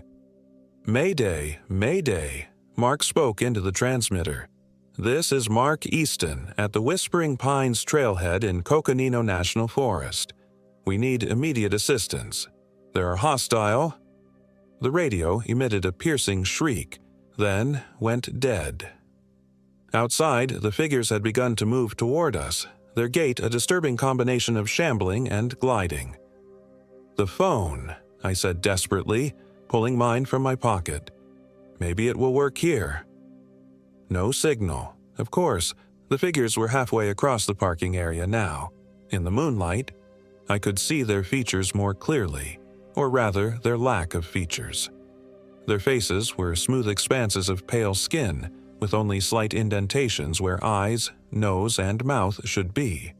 But somehow, I knew they could see us. "We need to run again," Mark said, his voice tight with fear, "down the access road. It has to connect to a main road eventually." "What about the others?" I asked, though I already knew the answer. "We can't help them now. If they're still alive, they'll find their own way out." I nodded, swallowing hard. "On 3. 1, 2, 3. We flung open the doors and ran for the access road. Behind us, the figures let out a collective hiss, a sound like steam escaping from multiple vents. Their pursuit was immediate, but they seemed to move more slowly in the open, away from the trees. We ran down the dirt road, the moonlight providing just enough illumination to see our way. The forest loomed on either side, but we stayed in the center of the road, as far from the trees as possible. The hissing pursuit gradually faded behind us. After what seemed like hours, we saw headlights approaching. A pickup truck crawled up the road toward us. We waved our arms frantically, shouting for help. The truck slowed to a stop, and an elderly man leaned out the window. "What in tarnation are you folks doing out here at this hour?" he demanded. "Please," I gasped. "We need help. Our friends. They're still in the forest." The man's expression changed from irritation to concern. "Which trail were you on?" "Whispering Pines," Mark answered. The man's face went ashen. "Get in. Now." We climbed into the truck's cab without hesitation. As the man accelerated away, I glanced back down the road. The figures stood in a perfect line across it, their featureless faces turned toward us. Then they melted back into the trees like shadows. "What were those things?" I asked, my voice barely above a whisper. The man, who introduced himself as Joseph Keller, a local rancher, was silent for a long moment. Folks around here don't go to the Whispering Pines, he finally said. Not since the Blackwood incident in '87. What incident? Mark asked. Family of 5 went camping. Only the father came back, raving about voices in the trees and things that weren't human. Search parties found the remains of the others, what was left of them anyway, and only because whatever's in those woods wanted them to be found. But what are they? I pressed. Some say they're what's left of the Blackwood family, changed, corrupted by something ancient in those woods. Others say they've always been there, since before humans came to these parts. The local tribes have stories. They call them skin takers. Skin takers, I repeated, the name sending a chill through me. Like skinwalkers? Similar, but worse. They don't just wear your skin. They become you, but not perfectly. There's always something off. I thought of Tyler by the fire, his movements stiff, his voice flat. Our friend, I said. I think they got him. Joseph nodded grimly. That's how they work. They take one, use them to lure the others, like how anglerfish use their lights to attract prey. Our other friends, Mark said. Damon, Lena, Sophia. Could they still be alive? Joseph didn't answer, which was answer enough. We reported everything to the Forest Service and local sheriff's department. They organized search parties but found no sign of our friends or the clearing with the crude shelter. The only things they recovered were our 3 abandoned tents and some scattered gear at our original campsite. One of the search volunteers did confirm finding circles of mushrooms with red caps and bones arranged in patterns throughout the area. But the tall, wrong-jointed figures, the skin takers, were never seen. I still have nightmares about the Whispering Pines. I dream of Tyler's flat voice saying, "They're coming," of pale figures moving through trees, of whispers that almost form words I can understand. Sometimes I wake up convinced that Mark, sleeping beside me, isn't really Mark anymore, that something wearing his skin has returned in his place, and sometimes, when it's very quiet, I can still hear the whispers. They're calling me back to the Whispering Pines.